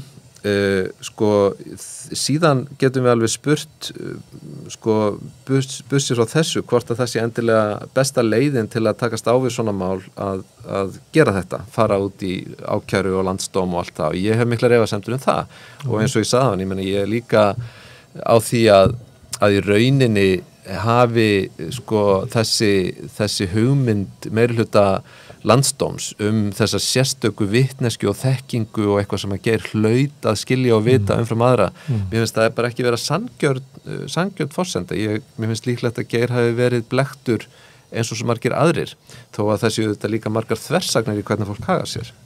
En þetta er líka merkilegt vegna þess að það hafa verið svo fáir sem hafa gert svona gagnvart sínum fyrir stjórnmálumönnum og það er eitt með þetta mál, þetta kom nú fyrir Evrópuráðið var mjög skeptist á þessa málsmeðferð og það var dálítið skondið að það var gerð skýrsla á vegum þess eða svona úttekt, ég veit nú ekki nákvæmlega hvað þetta heitir formlega og það sem að Geir var borin saman við Júlíu Tímósenko og það er mjög merkilegu samanburður vegna þess að Júlía Tímósenko, hún var náttúrulega dæmd á algjörlega pólitískum forsendum og hent í fangelsi í 7 ár eða fekk 7 ára dóm þar sem að var ekki farin eitt sérstaklega vel með hana og meðan að Geir auðvitað fær algjöra sérmeðferð, silkihanska meðferð og þarf ekki einu svona greiða málskostnað en eitt slíkt. Og getur verið sendið herrað í úrsöldum? Já, þetta hefur engin áhrif á hans virðingarstöðu eða feril nánast. Herðu, ef ég reyna að skilja þig, þú ert ekkert sérlega sáttu við þetta kerfi. Þú ert á því að dómurinn sé mjög vafasamur. Þú ert á því að Alþingi hafi eiginlega mistekist að láta vilja sem koma fram í ákærunni og hefði líklega ekki átt að ákæra út frá bara vilja Alþingis. En samt ertu ákveðin á því að þetta hafi verið svona vissuleiti ágætt. Já, það er alveg rétt. Þetta er kannski dálítið þversagnakennt að setja þetta svona fram. Ég segi bara ef ég horfa það frá svona því sjónamið sem mér finnst eðlilegt varðandi pólitíska ábyrgð, siðferðilega ábyrgð, þau lög sem við höfum í þessu landi og ég vil nú bara segja það er bara mjög gott að við höfum slík lög, ég meina hugsaði fólki sem var flutt nauðut úr landi hérna fyrir nokkrum vikum vegna þess að við höfum lög sem virka þá er þetta fólk að hluta til komið tilbaka og það er náttúrulega bara hjálpar manni að öðlast trú á samfélagið þegar lögin virka og þau virka í þágu borgarana, ekki bara í þágu sterku aflana og þess vegna finnst mér í sjálfu sér að þetta gerist. Forsætisráðherrann er ákærður, hann er sakfelldur, hvorugt er eitthvað sem er búist við fyrirfram. Það er umdelanlegt, ég meina ég hef mína skoðun á dómnum, aðrir hafa einhverja aðra en þetta er alveg kerfi sem virkar. Og við höfum að lifa með því bara. Já, þetta er kerfi sem virkar og mér fannst það að sjá Geir verja sig og ég meina það var gert mjög lítið úr þessum vitnaleiðslum sem að fóru þarna fram. Það voru margir sem sögðu að það hefði sjálfu sér ekkert komið fram í þessum réttarhöldum sem máli skipti. Allir hefðu verið ákaflega varir sig vegna eigin hagsmuna. Það hefði verið búið að fá það fram sem máli skipti í rannsóknarskýrslunni og ég er ekki alveg sammála þessu vegna þess að ég held að atburðurinn sjálfur þessi við getum kallað það leiksýningu eða sviðsetningu þegar að ráðamennirnir eru leiddir inn í þetta virðulega hús og þar haldinn þessi dómstóll og það farið yfir þessi mál frá upphafi til enda og það rætt fram og tilbaka hvort menn hafi gerst brotlegir við lög með sínum athöfnum að þá þetta að mörgulegt alveg einstakt mál til að horfa og stúdera og mér finnst til dæmis það var nú athyglisvert þegar ég fór að skrifa þessa greina því hún skrifuð fyrir alþjóðlegt tímarit og á ensku að þá fór ég að leita að þessum plöggum á ensku og ég vissi að þau væri til vegna þess að þetta mál fór jú fyrir mannréttindadómstólinn í Strasborg og ég vissi að það hefði allt verið þýtt. En það tók dálítinn tíma að hafa uppi á gögnunum hvar þau væru og fá þau afhent og það hefði greinilega enginn reynt að fá þetta fyrir en þó hefði ég haldið að þetta væri eitthvað sem ætti tvímælalaust að vera svona alþjóðlega eftirtektarvert og það dálítið merkilegt það var náttúrulega mikið kvartað yfir því á sínum tíma að rannsóknarskýrsla Alþingis hefði ekki verið þýdd meira og minni í heild sinni sem mér fannst líka vera furðulegt því að það var svo mikill alþjóðlegur áhugi á þessu máli en það ennþá furðulegur að landsdómsmálsplöggin voru öll þýdd en einhvern veginn að þá var athyglin áhugin á þeim ekki eða ennþá hefur ekki verið svo mikill sem synd vegna þess að þetta mikilvægt mál Já, og merkilegt og það eins og við segjum, það bara það að fara í gegnum þetta sem 500 blaðsíður eitthvað svo leiðis, 400 blaðsíður, það ákveðin vinkill á hrunið, á ráðherra ábyrgð og allt þetta sem að bara, alveg virði meiri skrifa heldur en þessarar einu greinar Og bókar Hannesar. Já, að henni Þú er ekki lesað hana? Ég hef ekki lesað hana, nei, ekki það. Nei, kannski fara hann í jólagjöf.